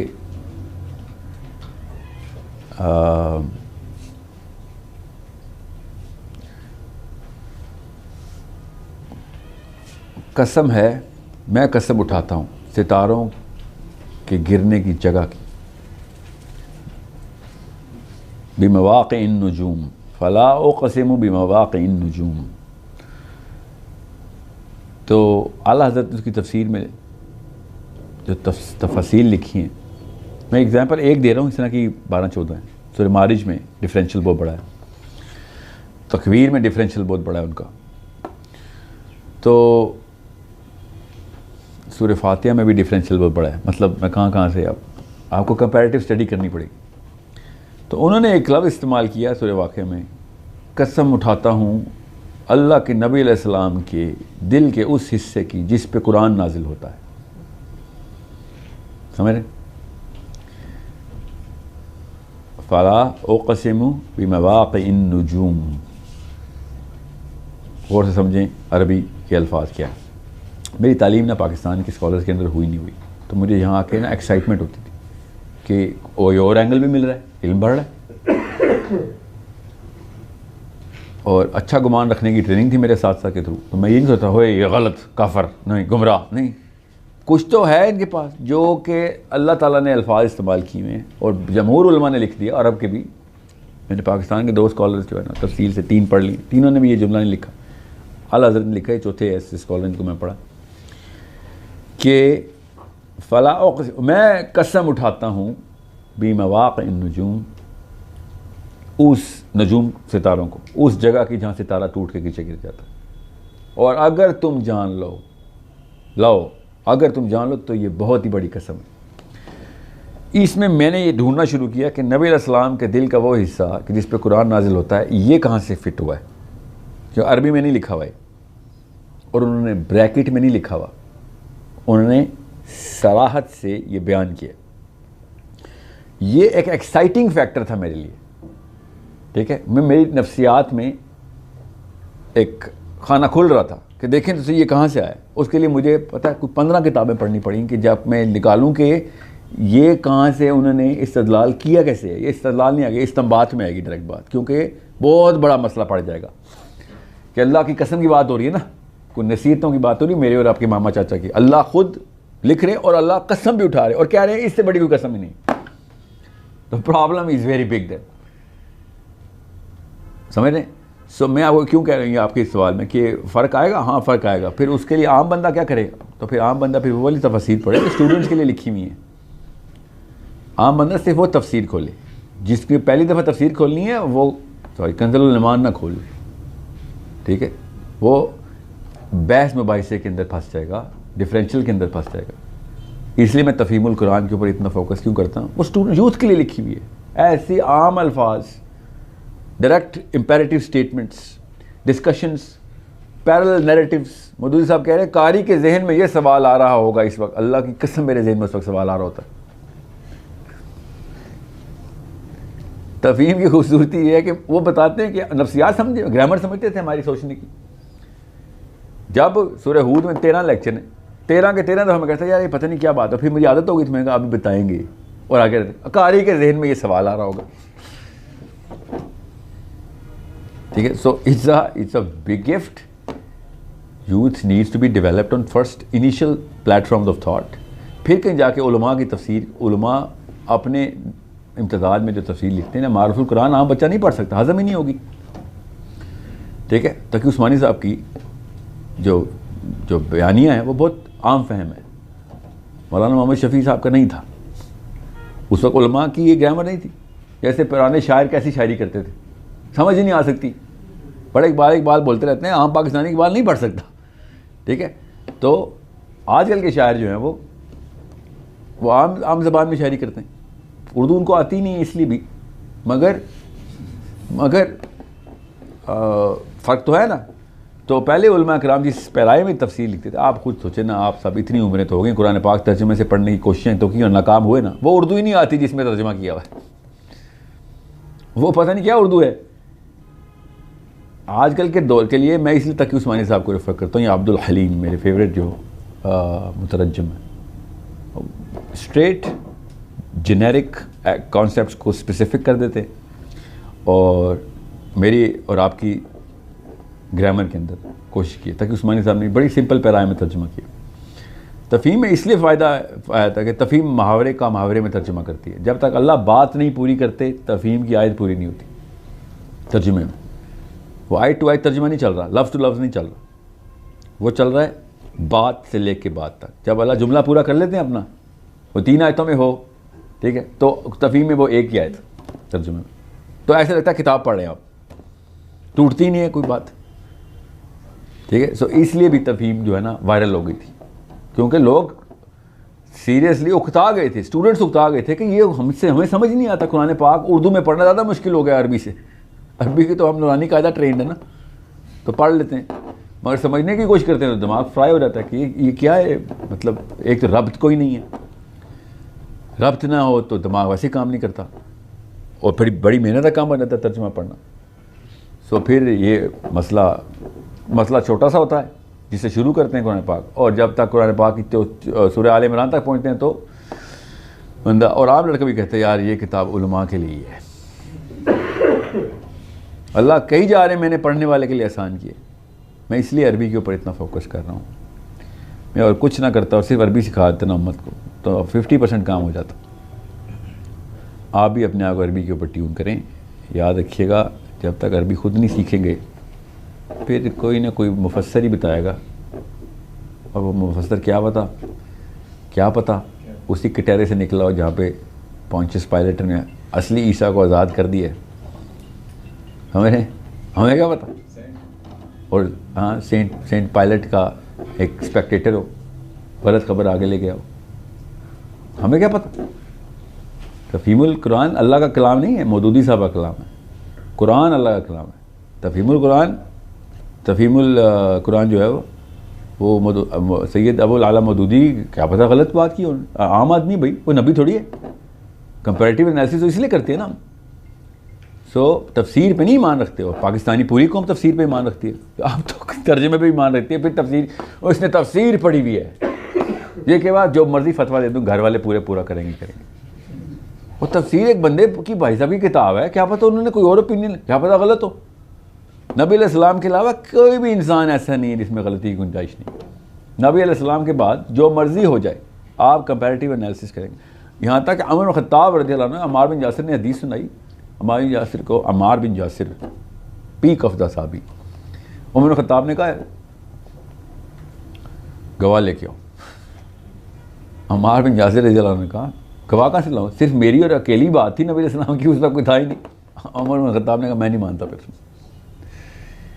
we can just take one man's opinion, इस लेवल तक करेक्टनेस की क्वालिटी ऑफ कंटेंट की, ठीक है। अम्मार बिन यासिर की खैर बड़ी बहस में बाइस हैं उमर बिन खत्ताब से, वे very close friends, but what I am saying is हम अम्मार बिन यासिर को वो नहीं मान रहे और हम यहाँ पे हर बंदे को सिर्फ इसलिए कि दाढ़ी लंबी है। अब कॉमन सेंस की बात बताता हूँ, सफ़ेद दाढ़ी पाकिस्तान में कितना बड़ा एजाज़ है, नहीं कितना बड़े एजाज़ की बात है, तकवा है। नबी अलैहिस्सलाम मना करके गए हैं कि सफ़ेद दाढ़ी ना कर लेना, यहूदियों जैसे ना बन जाना। सोचे तो सही, हमारे यहाँ सफ़ेद दाढ़ी ना हो जाए बंदा ठीक ही नहीं है। सोच, ये दिमाग की नसों पे बोझ आया इस बात सुन के। खड़े ना हो तो बेअदब बेमुराद, बाअदब बामुराद, ठीक है। नबी अलैहिस्सलाम कह रहे हैं वो क्या अजमियों की जहालत उठाई हुई है तुम लोगों ने, ये पर वो जहालत में बड़े बुजुर्गों के लिए खड़े हुआ करते थे, तकरीमें शो करते थे। साहबा से कह रहे हैं, और साहबा भी पहली दफ़ा खड़े हुए थे क्योंकि नबी अलैहिस्सलाम छड़ी लेके दाखिल हुए थे कमरे में एक दफ़ा। तो साहबा ने देखा कि कहीं अलालत है, कोई तबीयत नहीं ठीक उनकी, नासाज है, तो हम हेल्प करने के खड़े हो गए। नबी अलैहिस्सलाम ने उसी वक्त मना किया कि ये क्या काम शुरू कर दिया तुमने, यकीन नहीं आ रहा। सुनो ने इब्न दाऊद पढ़े, हदीस वहाँ से सुना रहा हूँ, कोई रेफरेंस पूछ रहे होते ना, उनके भी लिख रहा हूँ। मैं रेफरेंस नहीं बोलता क्योंकि फिर वहीं तक मरकूज होता दिमाग। फ़लसफ़ा समझे मेरा काम, फतवा नहीं है, फ़लसफ़ा है। सो इस तरह तो फिर 2 नंबरियाँ आगे से और बढ़ेंगी। आप किसी मस्जिद में जाएं और मौलाना साहब से सवाल करें बैठे बैठे, देखें फिर सवाल का जवाब आता है या, और वो बोलेंगे बेअदब बेनसीब। मैंने खुद अपने एक दोस्त के ऊपर फतवा किया था, कैमरा थोड़ा बंद कर दें, कि ये बंदा हलाल की औलाद ही नहीं है, और हदीस सुना दी। क्यों? क्योंकि उन्होंने बैठे बैठे सवाल कर लिया था और तकरीम नहीं शो की। उन्होंने हदीस सुनाई कि कुछ साहबा के साथ नबी अलैहिस्सलाम तशरीफ़ फरमा थे, तो एक बच्चा दाखिल हुआ, कोई गेंद आई थी या जो भी स्टेज में आया था, और बच्चा वो लेने आ गया था अपनी बॉल या जो भी वो खिलौना था, जो भी उसकी चीज़, कब से बाहर बच्चे खेल रहे थे, तो वो डायरेक्ट लगाई इधर कि ये देख ये होता है बेअदब बच्चा, इसके माँ बाप में से किसी एक में कोई मसला है। किस लेवल तक जाती है बात। सो उस नफ्सियात को समझें जिस नफ्सियात पे अबू बकर सिद्दीक़ या उस्मान गनी नबी अलैहिस्सलाम को देख रहे हैं, सीख रहे हैं, नफ्सियात बना रहे हैं।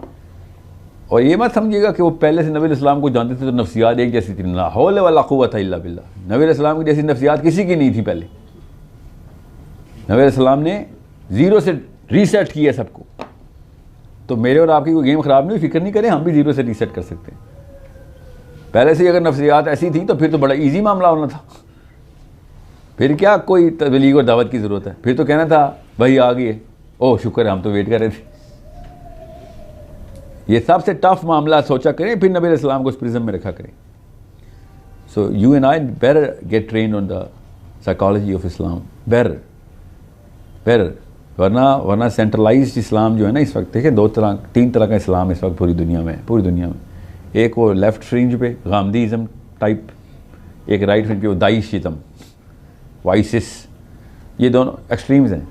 ये मगर ये कहाँ से आई हैं एक्सट्रीम? ये सेंटर से आई हैं, सेंटर से भाग के गए हैं लोग, इधर या उधर जाते हैं, इधर जाते हैं। सेंटर बर्दाश्त नहीं हो रहा। पूरी दुनिया भाग के मुसलमान होने की कोशिश कर रही थी साहबा के दौर में।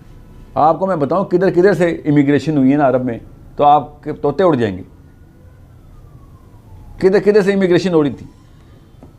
Tunisia, Morocco, Libya, Egypt, Somalia. ये अरबी क्यों बोलते हैं? शामी अरबी क्यों कहाँ से बोलना शुरू कर दी उन्होंने? क्यों? जैसे आप इंग्लिश बोलते हैं ना, वैसे इन्होंने अरबी शुरू कर दी। अट्रैक्शन चेक किया आपने? अट्रैक्शन देखें क्या थी, कहाँ से अट्रैक्शन आ रही थी, बताता हूँ अभी, रिवर्स इंजीनियर करता हूँ, आपको समझ आए कि हमने करना क्या है, स्पेशली इन योर एज। नबी अलैहिस्सलाम का बौसत के बाद मक्के में ना एक ख़ास ब्रांड कर दिया गया था, उनको एक लेबल लगा गया था कि एक ख़ास नाम से मशहूर करते हो। क्या नाम था, क्या लफ्ज़ था? मक्के के काफिर नबी अलैहिस्सलाम को क्या, किस नाम से बुलाते थे? यस, नहीं मजनून नहीं, साहिर। साहिर, साहिर मतलब जादू करने वाला, साहिर करने वाला। नाउज़ बिल्लाह, मौलवी साहब कहते हैं नाउज़ बिल्लाह, नाउज़ बिल्लाह, जादूगर कहते थे। आपको पता है आप रोनाल्डो मेसी को भी जादूगर ही कहते हैं, मजिशियन नहीं बोलते। 700 million hits, the new magician. Yes, वो पता है क्यों जादूगर कहते थे? वो तारीफ में जादूगर कहते थे। वो कह रहे थे कि ये ऐसा मक्के में बंदा घूम रहा है जो मुंह खोलता है आपको इश्क हो जाता है उससे, आप पिघल जाते हैं उसके प्यार में, जादू आता है इसको। नफ्सियात चेक करें, उल्टी बताई जा रही है हमें। This man is a magician. जैसे ये कोई भी इरशाद फरमाएंगे आपको प्यार होना ही होना है इससे, आप मानेंगे ही मानेंगे। आप कोई एक जमात फ़िरका नाम ले रहा, बरेलवीज़म, देवबंदीज़म, वहाबीज़म, अहले हदीसिज़म, शियाइज़म, सुन्नीज़म, तंजीम इस्लामी, मदूदी, गमदी, आप नाम लें टॉप के स्कॉलर्स का, उनके अपने फॉलोअर्स भी उनको मजिशियन नहीं कहते। मक्के के सबसे गंदे काफिर नबी अलैहिस्सलाम को कह रहे हैं यार इससे प्यार हो जाएगा, मजिशियन है। और हमारे मौलवी को अपने फॉलोअर भी नहीं कहते, वो कहते हैं बड़ा सख्त आदमी अगर ट्रेन कर देता है। उस्ताद तो वो होता है जो बेशक रगड़ा दे। नबी अलैहिस्सलाम की साइकोलॉजी समझें। नबी अलैहिस्सलाम के साथ कोई बंदा डायलॉग में आएगा जन्नती हो जाएगा। वो बोसत से पहले बेटा, मैं बोसत के बाद की बात कर रहा हूँ। जादूगर का टाइगर इस नबूवत के बाद लगा उनको, ठीक है। नबी इस्लाम के पास बात करने के लिए कोई जाएगा जन्नत कंफर्म है, हमारे आलिम के पास कोई जाएगा दोज़ख कंफर्म है। प्रूव करेगा कि तुम गलत किधर किधर हो। नफ्सियात का उलट कैसे होता, 100% गारंटी नहीं मिलेगी कि नहीं तुम तो गलत हो बेटा। इस्लाम के अंदर दाखिल करने की मशीन सहाबी, इस्लाम से बाहर फेंकने की मशीन हम लोग, हम खुद। लोग हमारी तरफ अट्रैक्ट होकर आ रहे हैं, नहीं हम लोगों की तरफ अट्रैक्ट होकर वीज़े पे वीज़े अप्लाई कर रहे हैं बैठ। आप समझ रहे हैं आपके जो बाइडेन के लिए, डोनाल्ड ट्रंप के लिए जा रहे हैं America. The culture itself attracts the natural chemistry of an individual. The culture is a certain product, हम उसको प्रोडक्ट के तौर पे देखते ही नहीं। हमारा कल्चर इतना रिपल्सिव, इतना पंजेंट है ना, पंजेंट कल्चर है हमारा। ये इस्लाम आया हमारे पर।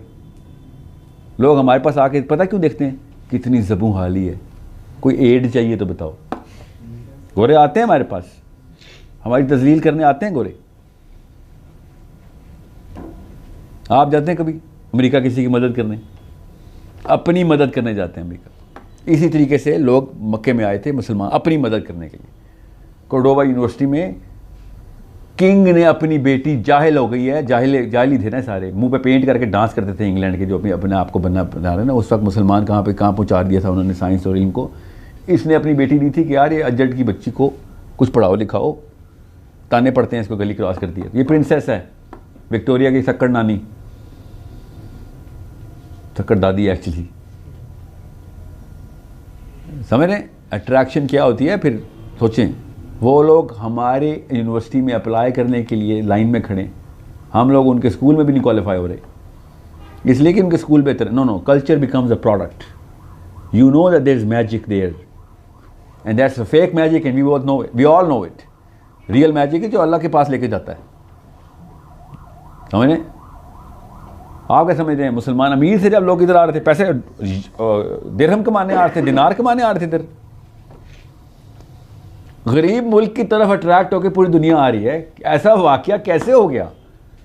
आप और मैं डॉलर कमाने उधर जा रहे हैं, बड़ी गाड़ियां, टेस्ला कार्स, मेमे। अरेबियन औरतों के लिए पीछे आ रहे थे? नो। अरेबिया में पैसा था? नो।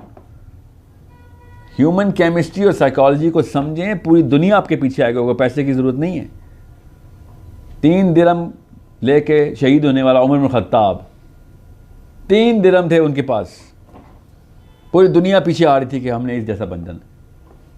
8 दिरहम अली बिन अबी तालिब, अभी तक यूरोप कहता, अभी भी, ये पिछले साल की स्टडी पढ़ लें कि फलसफे की पीक पे वो गया है तो अली बिन अबी तालिब, फलसफा इसके पास है। यूरोपियन फिलोसफर्स बोल रहे हैं। गजाली टॉप 10 में उनके भी। अनबायस्ड होकर सोचें, साहबी असली चाबी लेके बैठा हुआ है और वो दरवाज़ा अल्लाह की कसम जन्नत का खोलता हो। अल्लाह की कसम, साहबी के ऊपर फोटोकॉपी होगी हमारी, जन्नत की गारंटी है। मगर नहीं, लोग आ रहे थे, लोग पूजा के अलावा सारा कुछ, पूजा भी कर लेते, और साहबी खुद मना करते थे ना वो हराम है। वरना अली बिन अबी तालिब की तो पूजा भी शुरू कर दी थी, याद है आपने? आपको पता ना इस बात का? ये नहीं अली अल्लाह है।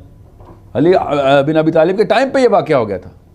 अट्रैक्शन की पीक चेक करें, सोचिए ऐसे कैसे वाक़ हो सकता, ऐसा क्या होगा, ऐसा कोई क्या कर सकता है? वो अहले तशरीह क्या शुरू होते हैं, वो ऐसे मोजज़ात करते थे, इसलिए लोगों ने अल्लाह कहना शुरू कर दिया। तुम मोजज़े नहीं मानते नहीं हो, मगर ये मानते हो अली को अली अल्लाह कहते, और ज़हर को भी अल्लाह कहते हैं, ईसा भी अपने मरियम को भी अल्लाह कहते हैं, फेक ईसा को भी अल्लाह कहते हैं, वो दज्जाल को भी अल्लाह ही बोलेंगे, नाउज़ बिल्लाह। इसना अली बिन अबी तालिब दर्जे कम कर रहे हो बैठ के। उनकी जो पावर ऑफ अट्रैक्शन थी, वो आप न्यूरो केमिस्ट्री को, ह्यूमन साइकोलॉजी को समझेंगे, आपको पता चल जाएगा कि साहबी अट्रैक्टिव क्यों था। इस लेवल तक पहुंच जाए कि लोग कहें भाई ये तो अल्लाह का खुद अवतार ज़मीन पे आ गया। किस दौर में ऐसा नहीं हुआ? आप बताएं, अफ्रीका के कबीले उठा लें, न्यूजीलैंड के एबोरिजिनल उठा लें, हर बंदे को अल्लाह का बच्चा ही बनाया है। देखिए, errorless, divine. So you and I can do that, at least you can do that. I swear to you, you have the gift of time. अगर वक्त आपने टाइम सही किताबों पे लगा दिया, आप क्या समझ रहे हैं? अली बिन अबी तालिब नबी हैं? अमार बिन यासिर नबी हैं? अवैस करनी नबी हैं? अबू ज़र ग़िफ़ारी नबी हैं? नहीं, कोई नबी नहीं है। अल्लाह ताला ने इनसे ये ऐसे काम इसलिए करा, अल्लाह के तुक्के नहीं है, ताकि मैं और आप भी ये वाले काम करके वही इन्फ्लुएंस क्रिएट कर सकेंगे 1400 साल बाद। क्या नाम है आपका बेटा? पूरा नाम बताओ ना। मोहम्मद उमर के नाम के ऊपर वही वाली रेफरेंसेस दिए जाएं जो उमर बिन खत्ताब के नाम पे रेफरेंस दिए। It is so easy. 1400 साल से एक बंदा गैर नबी, और हम अपना नाम, अपने बच्चों का नाम उसके नाम पे रख रहे हूँ, और कोई कई 1400 साल बाद यार उमर बिन खत्ताब के नाम पे रखा है, तो कि नहीं ये मोहम्मद उमर फ्रॉम पिंडी के नाम पे रखा हुआ है। मैंने अपने बच्चे का नाम शाफ़ई कहाँ से रखा है? कहाँ से रखे शाफ़ई? नबी है, साहबी है? नहीं। सोचें तो सही। आप जब अट्रैक्ट होते हैं तो आप सब कुछ देते हैं। फिर it's a very common zero sum game, common sense, तो बेसिक अरिथमेटिक है। When you get attracted, you get fully attracted. Limbic system है ना जो ब्रेन का, ये 1%, 2%, 99% नहीं खेलता। ये वो खेलता है या वो है या वो नहीं है, या मैं तेरा, या मैं तेरा दोस्त, या मैं तेरा दुश्मन। सो बटन आपके पास है, मशीन आपके सामने है, दबाने के नहीं। ये फैसला आपको इस उम्र में कर लेना चाहिए। आपकी उम्र के साहबी, बड़े बड़े कारनामे। अली बिन अबी तालिब, कितनी उम्र है बेटा उम्र आपकी? 25। आप तो छोटे हैं। अली बिन अबी तालिब जब पहला मार्का वो मार चुके हैं लाइफ का, जिसके बारे में आपने 1 क्लास 2 क्लास में पढ़ा था। मीटिंग में उन्होंने की किया था कि मैं आपका साथ दूंगा। वो तो 9 साल के थे उस वक्त। वही वो पहले ये नहीं, वो तो नाउज़ुबिल्लाह। मैं मार्का मतलब है कि यू नो ओवध में तो बहुत लेट हुआ है ओवध तो, ठीक है। So what I am saying is you guys are not little kids any more. अपने आप को ये बहाना देना छोड़ दें। ये अम्मियों की दुआएं जो है ना 1000 साल की, उसमें आप अभी 1% भी नहीं उगे। आपने 40-50 का मरना ही मरना। मैं बता दूं आपको, अल्लाह ताला आपको इस्लाम के ऊपर ज़िंदगी और मौत दोनों दे। 25 साल के अंदर अंदर आपको अब आपके पास टाइम नहीं रहा, सॉरी, क्योंकि जिस स्पीड से हम जिंदा हैं ना, इस स्पीड से पहले लोग जिंदा नहीं होते थे। लोगों के पास पहले वक्त होता था। आपके पास वक्त नहीं है, sorry, you have no time, you are travelling in a way faster speed through the course of life. मेरे किताब का लफ्ज़ सुन के अजीब बोझ आता है ना ज़हन पे, क्योंकि स्पीड बहुत तेज़ हो गई आपकी कि कब पढ़ूंगा सर, 2, 2.5, 3 घंटे दिन के, समझे। अशरफ अली थानवी साहब से एक बंदे ने पूछा ना कि 1400 किताबें लिख दी आपने, 1400 किताबें पढ़ने नहीं, लिख दी आपने, और एक किताब 4-4, 6-6 जिल्दों की, और एक जिल्द 3-3, 4-400 सफ़ों की। तो अशरफ अली थानवी ने कहा कि तुमने अभी वक्त का तूल देखा है, अर्ज़ नहीं देखा, समझ रहे हैं। मैं आपको बता रहा हूँ, अल्लाह ताला हाथ पकड़ लेते हैं, एक दफ़ा अल्लाह की तरफ आएँ तो सही। लोगों की किताबें पढ़ना क्या पढ़ना हुआ, लोग आपकी किताबें पढ़ें, ये हुआ इल्म, समझ रहे हैं। ऐसा ना हो कि आप लोगों की किताबें कर कर पढ़ के मर जाए ना। People, you should die when you people are reading your books, going towards अल्लाह सुब्हानहू तआला, अपने फेम के लिए नहीं, अल्लाह के लिए, समझ आई। इस इल्म पे पहुँचें कि लोग दुआएं करें आपके लिए, ठीक है। और जब आपकी रूह निकले तो फरिश्ते आगे किताबों के अंदर से एक्सट्रैक्ट सुना रहे होंगे, आपका वेट कर रहे थे, this is my favourite passage from your book, this is my favourite passage from your book. हमें ये फरिश्ते ऐसी बातें करते हैं, आपको बता रहा हूँ, हमें बताया है, कोई और ही नफ्सियात बताई गई फरिश्तों की भी।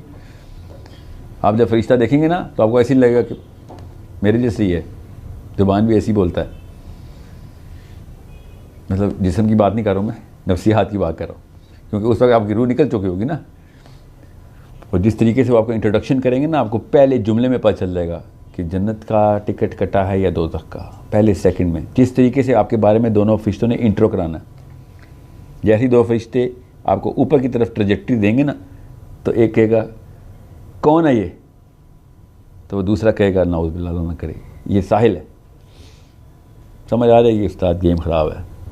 अगर उसने कहा ना ये कौन साहब हैं, ठीक है, ये साहिल अदीम हैं, तो तसल्ली कर लेना कि इज़्ज़त रह गई है। इतनी जल्दी पता चलता है। हम यहाँ पे बैठ रहे हैं ना, साहिल अदीम साहब हैं कि नहीं हैं, असली इज़्ज़त वहाँ पे चाहिए। Okay, it takes a second to know, it takes a lifetime to achieve that second. दो एक पूरी उम्र चाहिए उस एक अलकाब के लिए जो फरिश्ते आपस में आपके लिए तमीज़ का, तकरीम का बोलेंगे। और वो भी बंदे पैदा हो गए हो, कोई लड़की होती तो मैं कहता चल शायद बच भी जाएगी, कुछ ना भी करो खैर है। आपके तो बोझे के बोझे हैं, आप तो बच ही नहीं सकते। आप लोग नहीं बचने वाले, मैं और आप कुछ किए बगैर मर गए ना, फिर तू तरा भी बड़ी बात है जो हमें मिल जाए तो, वरना तो क्या पता हमारे में बात ही ना होगी। चलो जी चाहो इन्होंने, जैसे पुलिस वाले 6-7 चरसियों को उठाते हैं ना, ऐसे उठाया ना जाए, नाउज़ बिल्लाह, अल्लाह ना करे, नाउज़ बिल्लाह, अल्लाह हिफाजत करे। क्या पता।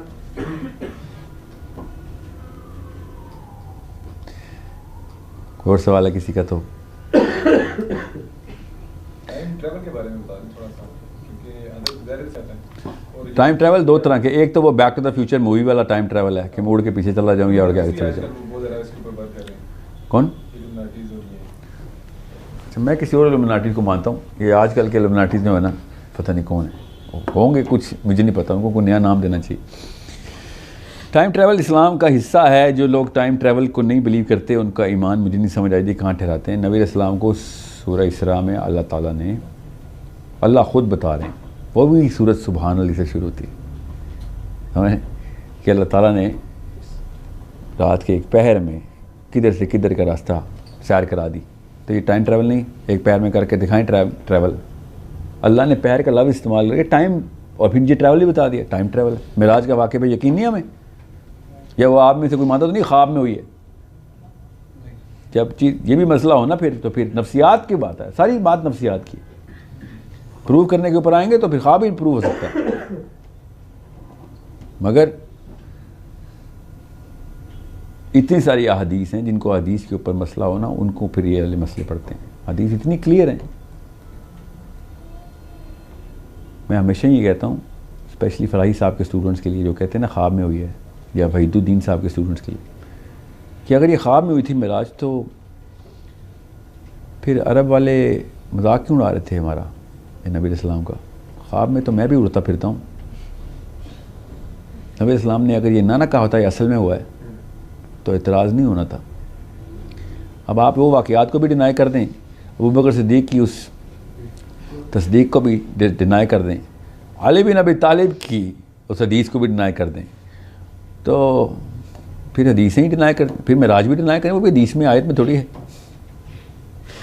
मेराज की तो सारी हदीस है, वरना तो आयत अल्लाह ने तो खाली हिंट कराया। मेराज तो बाय द वे सूरह नजम के थ्रू प्रूव होती है। सूरह इसरा में तो इसरा प्रूव होती है, जो ज़मीनी रास्ता है। सूरह इसरा में कहाँ मेराज है? मेराज तो सूरह नजम में जाके साबित हो गया, ऐन सामने, आंखों के सामने आए। ये मैं क्या कहूँ मैं इन लोगों को? There is a problem that they better fix and that's a weaker psychology. फिर जब वक्त आता है, और रोया का मतलब ख्वाब होता है, तो फिर मुनीबुर रहमान मुफ्ती साहब को भी कहा करें ख्वाब में चांद देख लिया करें। वो रोते हलाल कमेटी में रोया नहीं इस्तेमाल करते, वो ख्वाब में चांद देख के आते हैं। रोया का ऐसे मतलब ख्वाब ले लिया, आम फहम अल्फाज में ख्वाब को रोया कहते हैं।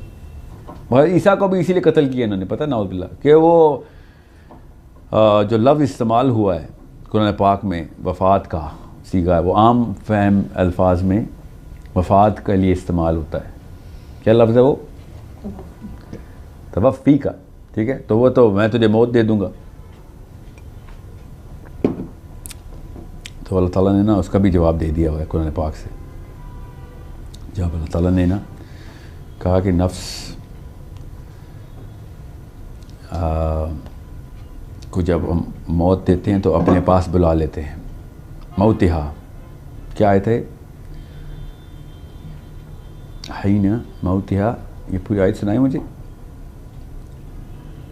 अल्लाह यतवफ़्फ़ल अनफुसिना हिना मौतिहा, मैं आयत गलत ना पढ़ दूँ। बहरहाल अल्लाह ताला ने फिर कुरान पाक में ये दोनों लफ्ज़ इकट्ठे इस्तेमाल करके बता दिया, ये तवफ़ी का भी और मौतिहा के भी।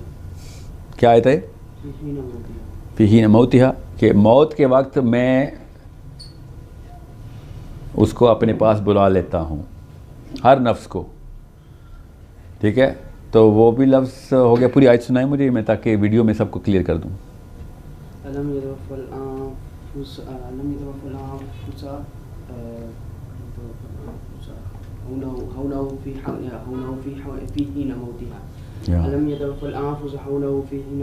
आहिस्ता करके ऊंची आवाज़ करें, स्पीड आहिस्ता कर दें। यतवफ़्फ़ल, ठीक है। अब लफ्ज़ आ गया वफ़ात का, जो कि इनके ख्याल से अमूमी तौर पे मौत का लफ्ज़ है। यतवफ़्फ़ल, ठीक है। कब बुलाते हैं? बुलाना है ऊपर बुलाना, यतवफ़्फ़ल, ठीक है। किसको? नफ्स को। कब? जब मौत का वक्त आता है, ठीक है। तो अगर यतवफ़्फ़ल सिर्फ मौत के लिए होता, तो फिर अल्लाह ताला ये कह रहे हैं कि मैं मौत के वक्त मार देता हूँ। अल्लाह, मैं इसको मार देता हूँ और फिर मैं मार देता हूँ। नाउज़ुबिल्लाह, ये तर्जुमा बन रहा है इसका। अल्लाह ने कहा जब मौत मैं मारता हूँ तो उसको ऊपर बुला लेता हूँ, जब उस वक्त जब मैंने मारना होता है तो उसको ऊपर बुला लेता हूँ। तो इतने आसान नहीं होता कि सहाबा को जो अरबी आती थी वो कोई और अरबी थी, आपको कोई अरबी आती जो असली अरबी है, और आम फहम चूँकि आप पाकिस्तान में है तो आप बताएंगे आम तौर पे क्या इस्तेमाल होता है। आम तौर पे जो भी इस्तेमाल होता है वो सहाबी को ज़्यादा बेहतर पता है। अब्दुल्ला बिन मसूद को ज़्यादा पता है। अब्दुल्ला बिन मसूद की डायरेक्ट कमेंट्री पढ़ें ताकि वो पता चले कि ईसा इब्न मरियम के साथ क्या हुआ, ठीक है। अब्दुल्ला बिन मसूद बताएंगे ना, उनको अरबी आती थी, उसको आती थी, ठीक है। वो आम अरबी को भी जानते थे जी। तो वो क्यों कह रहे हैं? मगर वही बात है, हदीस का इल्म, बस हदीस पे हमला करना है बस मैंने, ठीक है। तो आप हमला करें इस्मा और रजाल की साइंस पे, बिल्कुल करें आप, किसने मना किया? क्रिटिकल थिंकिंग करें आप। इस्मा और रजाल को रिजेक्ट करवा दें, मैं हदीस भी रिजेक्ट कर दूँ। आप इस्मा और रजाल को रिजेक्ट नहीं करा सकते, तो किस बिना पे हदीस को रिजेक्ट कर रहे हैं? ठीक है। So it's a technical discussion की तफसील में नहीं मैं जाऊँगा। Last question please. सर, पूरी दुनिया में जो मुसलमान हैं हम सारे एक उम्मत हैं, और हमें कौम के अंदर डिवाइड कर दिया। पाकिस्तान, सऊदी अरब, लीबिया, मतलब कंट्रीज़ के अंदर। तो अब हम उस वतन के अंदर इतने के खुद गए हैं कि हमें कोई वतन के बारे में कोई बात करता है तो हम लड़ने पे आ जाते हैं, और असल में हम सारे एक जिस्म हैं। तो मेरे मुताबिक मैं ये समझता हूँ कि एक तरह के हम भी पुजारी हैं कि हम पूजा करते हैं अपनी वतन की, कि मतलब क्या मैं गलत हूँ इस बात पे, आप तस्दीक कर दीजिएगा इसकी। तो मुझे ये बताएं सर जी कि हमें कैसे, मतलब हमारे दिमाग को कैसे डिवाइड कर दिया है लोगों ने, लोग हैं जो यानी कि ऊपर बैठे हुए और इस तरह मतलब तकसीम कर दी है पूरी उम्मत को। तो इसके बारे में ज़रा आप तफसील करें। कौम को और उम्मत का फ़र्क क्या है? असल में जो लफ्ज़ है ना कौम है ना उम्मत है, वो लफ्ज़ है मिल्लत। ये याद रखिएगा, इब्राहीम अलैहिस्सलाम से चलता हुआ लफ्ज़। सो अल्लाहु यतवफ़्फ़ल अनफुसा हीना मौतिहा, ये है या अल्लाहु यतवफ़्फ़ल अनफुसा हीना मौतिहा, ठीक है, बहुत ठीक थी वो, मतलब सो अल्लाह उस वक्त अपने पास बुला लेते, कब, किसको, नफ्स को, कब, जब मौत देनी होती। So just for the record, कौम जो और जनरल टर्मिनोलॉजी, साइकोलॉजी, लफ्ज़ के पीछे साइकोलॉजी होती है, नफ्सियात हमारी ट्यून कर दी हैं। कौम का मतलब क्या है? एक जैसे फियर रखने वालों को कौम कहते हैं, बस आसान करके बता रहा हूँ। एक कौम की निशानी एक तरह का डर है जिसको, वो कौम है। हमने क्या कहा, जो एक कलमा पढ़ता है वो कौम है। हाँ, तो एक कलमा पढ़ने का डर है ना पीछे, ठीक है। मगर मुल्क का लफ्ज़ क्या है? मुल्क का लफ्ज़ है जो कि एक तरह का डर रखता है, उसको मुल्क कहते हैं। हमें भी डर है कि इंडिया से हमला होगा, इधर हमारा झंडा कहीं ज़मीन पे न गिर जाए। हमें डर बाद में क्रिएट किए गए हैं, उन साइकोलॉजिकल कंपोनेंट्स और कॉन्स्ट्रक्ट्स बोलते हैं इसको, जो कि मैन हमने खुद बनाए, ठीक है। ठीक है, उसमें भी कोई मसला नहीं है। अभी तक इस्लाम में हराम और हलाल नहीं आया इस चीज़ के ऊपर। करें आप, आपके खेल तमाशियाँ करते रहें, टेंशन ही कोई नहीं। मगर इसके ऊपर आप ना अपनी इज़्ज़त, ना जान, सबसे पहले जान, ना इज़्ज़त, ना अक़ीदा रखेंगे, क्योंकि ये तीन चीज़ें कीमती चीज़ें हैं जो कि अल्लाह ताला ने अपने मुसलमानों को अहकाम में, इसको प्रोटेक्ट करना है आपने। अब इंडिया में कोई इंडियन हिंदू भी जुल्म का शिकार हो जाए तो मेरे और आप पे उतना ही फ़र्ज़ है इसको बचाना। समझ रहे हैं? इंसान इतनी कीमती चीज़ है मुसलमान के लिए, मैं क्यों बचाऊंगा? पाकिस्तानी नहीं, पाकिस्तान का मसला नहीं है वो, आपको भी पता है। तो क्या इस्लाम का मसला है? जी 100%, मगर वो तो मुसलमान नहीं है। हाँ, तो हर मजलूम को बचाना इस्लाम है। ये जो स्कॉलर कहते हैं ना इंडियन मुसलमान को बचाना, वो तो मिल्लत का मसला है। अब इस्लाम के मसले पे आओ बेटा। इस्लाम में तो किसी भी बंदे को बाहर कोई बचा बाहर होगा, पूछेगा क्रिश्चियन का बच्चा तो नहीं है, नहीं, अरे आओ वो पकड़ लेते, ऐसे करेंगे। हर इंसान को बचाना इस्लाम है, किससे? किसी भी जुल्म से। हिल्फुल फदूल से क्यों मैंने ये सेशन स्टार्ट किया आज? मुझे इसलिए इन बाउंड्रीज के साथ मसला है। ये साइकोलॉजी जो लेवल पे करप्ट करते हैं, ये global community of human beings को डिस्टर्ब कर देती है, नफ्सियात करप्ट कर देती है मेरी। किसी भी मौके पे कहीं पे भी जुल्म होगा, उस मजलूम के पीछे इस्लाम की रिक्वायरमेंट है कि मुसलमान निकले। कितनी हदीसें और कितनी सीरा से मिसालें दूं कि गैर मुस्लिमों को बचाने के लिए नबी इस्लाम ने क्या किया। और आगे की क्या बात करें, नबी इस्लाम को खुद जब वापस ताइफ से वाक़ आ रहे थे, किसने प्रोटेक्शन दी थी? गैर मुस्लिम ने दी थी, याद है? नबी इस्लाम ने क्या कहा था? क्योंकि उस वक्त फौत हो चुके थे। किस तकरीम से नाम लिया नबी इस्लाम ने कि उसका एहसान रहेगा मेरे ऊपर।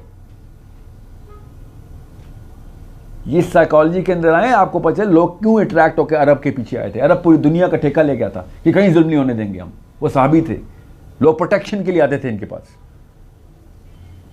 अभी तक एक मुसलमान मुल्क नहीं है जो किसी गैर मुस्लिम को इस बेस पे प्रोटेक्ट कर रहा हो कि यार तेरे पे जुल्म हो रहा है।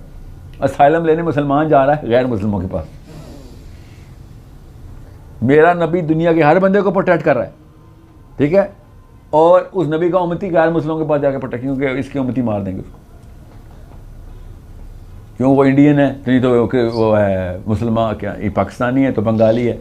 और बर्मा की उस नहंजार औरत ने कितने बर्मीज़ बच्चे पे फायरिंग खुलवा दी कि ये तो बर्मा से रेफ्यूजी, हमारा मसला नहीं, बर्मा का मसला, वापस जाओ। बर्मा का मसला नहीं है, बांग्लादेश का मसला नहीं है, ये बांग्लादेश क्या होता है, इंसान नहीं थे वो, ये तो मेरा वो नबी है जो कि जानवरों तक को बचाने के लिए हुक्म दे रहा है। सर वही ना, मुल्क की मोहब्बत के लिए हम इतना वो हो गए हैं और करें ना, मैंने वही कहा है, कंफ्यूज ना करना, मुल्क की मोहब्बत करें किसने कहा, खेल तमाशा है, हम कर लेंगे। ये मगर जान, इज्जत, ईमान, ये 3 चीज़ें नहीं कि बताएगा, मुल्क नहीं बताएगा कि ये 3 चीज़ें किसकी बचानी है, ये हर एक की बचानी है हमने। जिस दिन हमने ठेका ले लिया, अल्लाह की कसम लोग पाकिस्तान का वीज़ा लेने के लिए तरस रहे होंगे। हम किसी को बचा ही नहीं रहे हैं, बस मारने के लिए 100 बंदूकें हैं, बचाने के लिए एक भी गोली नहीं। आप एक दफ़ा ठेका लेके तो देखें, किताबें लिखना शुरू करते हैं, चले बंदूकें ना उठाएं, किताबें क्या, हम हर एक को बचाने की मुहिम करने लगे। लोग आपकी किताबें के थ्रू वो साइकोलॉजी पकड़ना शुरू कर देंगे कि यार ये दीन है इनका, हर एक को बचाते हैं लोग। मिशन नहीं, क्यों नहीं जाते इधर से? आपको पता है किधर किधर से मिशन साउथ अफ्रीका गए हैं हबशियों को बचाने के लिए, वो क्रिश्चियनिटी के नाम पर गए। फ़लस्तीन, स्वीडन जो आई थी, स्वीडन की लड़कियां, वो इस्लाम के नाम पे आई थी या क्रिश्चियनिटी के नाम पे आई थी? नहीं, वो अंदर की आवाज़ है, हम समझ क्यों नहीं रहे। नबी अलैहिस्सलाम ने अंदर की आवाज़ को हार्मोनाइज किया है कि तकाजा है, आपके दुनिया में रहने का तकाजा है। हमारा ब्रांड क्यों नहीं मशहूर हो रहा कि ये बंदे मुहफ़्फ़िज़ हैं दुनिया के? मुसलमान बंदा पैदा हो जाए, पूरी दुनिया को खुशी होनी चाहिए, एक और मुसलमान पैदा हो गया, एक और मुहफ़्फ़िज़ पैदा हो गया। हमें समझ ही नहीं आ रही इस बात की कि इस्लाम ने हम पे डिमांड क्या रखी हुई है। बस नफसी नफसी खिला रहे हमें, आखिरत वाले दिन की नफसी नफसी दुनिया में डाल दी इसने। इसीलिए तो मैं कह रहा हूँ कि लिबरल क्यों अट्रैक्टिव लगते हैं आम बंदे को। मौलवी क्यों मौलवी बेजारी कहाँ से आ गई मुसलमानों में? वो उस नफ्सियात से साइड पे हो गया, बस नबवी नफ्सियात से साइड पे, वो भी कुरान पाक हाथ में उठा के ऐसी जुर्रत तूने की और मिंबर रसूल में बैठा हुआ तू। क्यों ना बच्चे भागें फिर अमेरिका, कनाडा और लिबरल्स के पास। नफ्स फितरत की आवाज़ नहीं कहीं पे चुप होने देती, और फितरत की आवाज़ के अलावा कुछ नहीं है उन लिबरल्स के पास, सब कुछ गलत है उनके पास, याद रखना। मैं फिर बता रहा हूँ, फितरत के अलावा कुछ भी नहीं अट्रैक्टिव उनके पास, मगर क्या करूँ, गलत इल्म दोनों के पास है, उनके पास फितरत की आवाज़ है, वहाँ पे वो जीत जाते हैं गेम। सिंपल सी बात है, 0-0 का मुकाबला चल रहा था, दोनों का लेफ्ट राइट 0-0 पे खेले थे, बस वो फितरा के ऊपर टिल्ट हो गए। आप ह्यूमैनिटेरियन के आप आर्ग्यू करके दिखाएं ह्यूमैनिटेरियन से, ज़रा कुरान ना खोलना पड़ा तब बताना, वो तो कुरान को मानते ही नहीं है। मैं क्या करूं फिर? Humanitarianism is the most attractive thing for our kids. हमारे बच्चे बातें शुरू हो गए ह्यूमैनिटेरियनिज्म की। फितरत की आवाज़ है भाई। मैं आपसे जब कह रहा हूँ इंडिया के हिंदू को भी बचाना आपका इस्लाम है, अट्रैक्ट नहीं करी बात? क्यों करिए? क्योंकि मुझे भी बचाने आएगा ना मुसलमान। फिर अंदर की आवाज़ देखें कैसे अट्रैक्ट करती है कि हाँ यार हमें इस तरह के सिक्योरिटी गार्ड्स चाहिए, मगर नहीं, बस कलमा, नमाज, रोज़ा, ज़कात, हज। मैंने आपसे कहा ना, एक कमज़ोर तरीन औरत, एक बाबा, लागर बाबा और एक अपाज, ये तीनों के ऊपर जो इस्लाम आ सकता है, वो मेरे ऊपर भी हम लगा रहे हो तो फिर कोई मसला है ना। और मेरी इतनी ताकत और टांगें और बाजू, और मैं वो व्हील चेयर वाला इस्लाम लेकर चलूँगा तो क्या मैंने मुहफ़्फ़िज़ बनना किसी का? व्हील चेयर के बाबों वाले जो इस्लाम की साइकोलॉजी है ना, वो निकालें। आपको अल्लाह ताला ने किसी और सवालों के लिए तैयार किया हुआ है। आपसे और उमर इब्न ख़त्ताब से एक सवाल होने हैं, खुदा की कसम आपसे और अली बिन अबी तालिब से एक ही सवाल होने हैं। वो पूरी दुनिया को हिफाजत करने के लिए निकले हुए हैं और मैं अपनी माँ बहन की हिफाजत नहीं कर सक रहा हूँ। व्हील चेयर वाला मुसलमान तो किसी का बोझ ही है वो। तो make sure you understand how big the problem will become if you transfuse this psychology downstage. आपके बच्चे आपसे ही बदतर होने हैं। नबी इस्लाम ने कह दिया हर अगला ज़माना पिछले से बुरा होगा, फिर तो व्हील चेयर वाला भी नहीं रहेगा। तो फिर मैं क्या करूं? फिर जितनी जल्दी हो सकता है सहाबी वापस लेके आओ, बस ये प्लान है। जितनी जल्दी हो सकता है सहाबी वापस लेके आओ। उसके लिए कौन कौन सी स्किल चाहिए? उसके लिए भाई इल्म चाहिए, स्किल को अरबी चाहिए, स्किल चाहिए उसके लिए, क्रिटिकल थिंकिंग की स्किल चाहिए, इमोशनल इंटेलिजेंस की स्किल चाहिए उसके लिए साइकोलॉजी ऑफ द प्रॉफेट सल्लल्लाहु अलैहि वसल्लम को समझने की स्किल चाहिए, सीरा के ऊपर प्रोफेसरशिप चाहिए हमें। मुझे भी कल पता नहीं किसी मैं सेशन कर रहा था, मैंने कहा कितने देर सीरा पढ़ी है, तो उन्होंने कहा हमने इस्लामाबाद में मुफ्ती पता नहीं क्या नाम बताया उन्होंने, जो भी है, उन्होंने 6 महीने का सीरा कोर्स किया है। अली बिन अबी तालिब ने 63 साल का सीरा का कोर्स किया हुआ है। हाँ, मैं और आप 6 महीने का अचार डाल रहे हैं। 63 साल सीरा करने के बावजूद भी सहाबी शक में रहते हैं। हुज़ैफा बिन यमान के पास जाके उमर बिन खत्ताब कहते हैं कि मेरा नाम मुनाफिकों में तो नहीं है। 63 साल सीरा का वो वाला कोर्स, टीचिंग का नहीं, ट्रेनिंग का, डायरेक्ट ट्रेनिंग ले रहे हैं। और मैं 6 महीने का कोर्स करके समझ रहा हूँ कि मैं दाई हूँ, और दाई को मैजिशियन कहते होते हैं लोग। जादू आता इसको, ये तो इश्क हो जाएगा इससे मुंह खोलेगा। तो हम यहाँ पे डिबेट करके जीतते हैं, पछाड़ने की ट्रेनिंग है हमारी कि मैं पछाड़ूंगा इसको। साहिल वर्सेस दिस गाय, साहिल, ये वीडियो चल रही मेरी, ये क्या गेम खेल रहे हैं? किसी को हराने दुनिया में आए हैं हम? इस्लाम, अल्लाह की कसम, इस्लाम लोगों को जिताने आया दुनिया में। हाँ, मुसलमान लोगों को हराने क्या बैठ गए? Sahil versus this, Sahil versus this. आगे मौलवियों की तस्वीर लगी होती है। मुसलमान लोगों को जिताता है, मुसलमान लोगों को हराता नहीं है। नबी इस्लाम हर एक को जिता गए हैं। हदीस क्या है कि मेरी मिसाल तुम्हारे साथ ऐसी है जैसे कि तुम लोग आग के अलाव की तरफ भाग के जा रहे हो और मैं तुम्हारे कपड़े पकड़ पकड़ के खींच रहा हूं कि आगे का आग है। ये डिबेट हो रही थी, ये नबी सल्लल्लाहु अलैहि वसल्लम वर्सेस सहाबी हो रहा है। सोचें तो सही। This is what we learn from Islam, कि लोगों को हराने आया हूं मैं कितना बड़ा खिलाड़ी हूं, कितनी मुझे आर्ग्यूमेंट्स आते हैं। आज तक कोई बंदा यहां से मुसलमान नहीं हुआ, इसीलिए नहीं हुआ क्योंकि हराने वाली मशीन है। यहाँ से मुसलमान, ये जिताने वाली मशीन है। नबी अल्लाह ने कहा ना, मैं दिल फेरता हूँ, दिलों पे मोड़ लगा। एक दो अल्लाह क्या अल्फाज की कमी है? अल्लाह ने क्यों नहीं कहा दिमाग फेर देता हूँ, दिमाग में मोड़ लगा देता हूँ, दिमाग ख़राब हो गया? अल्लाह कह रहे हैं वो कल्ब का मर्ज़ है भाई, और मर्ज़ बढ़ा ही जा रहा हूँ मैं इनका, मुनाफिकों के लिए। अल्लाह दिल के मर्ज़ बता रहे हैं, मर्ज़ बढ़ा रहे हैं दिल के। हम दिमागी खेमे खेल रहे हैं। थी आर्ग्यूमेंट वर्सेस आर्ग्यूमेंट। एथिस्ट को साहिल साहब कौन सा ऐसा आर्ग्यूमेंट दूं कि वो बिल्कुल बेबस, चारों खाने चित्त हो जाए। मेरा पता है हर 10 सवालों में से एक सवाल ये आ रहा है मेरे कि सर एथिस्ट को आर्ग्यू करना से दिखा देता हूँ, किताब है पूरी, 180 नकात लिखी मैंने भी एथिस्ट के खिलाफ। मगर मुझे समझ आ गई थी एथीइस्ट नहीं मसला, एथीइज्म मसला है। एथीइज्म को मसला क्या है कि मुसलमान अट्रैक्टिव नहीं है, बस कहानी खत्म। मुसलमान अट्रैक्टिव होगा, एथीइज्म खत्म हो जाएगा। क्योंकि इस्लाम अल्लाह की कसम अट्रैक्टिव है, सिर्फ मुसलमान अट्रैक्टिव नहीं है। इसके अलावा कुछ और अट्रैक्टिव नहीं है इस्लाम के अलावा।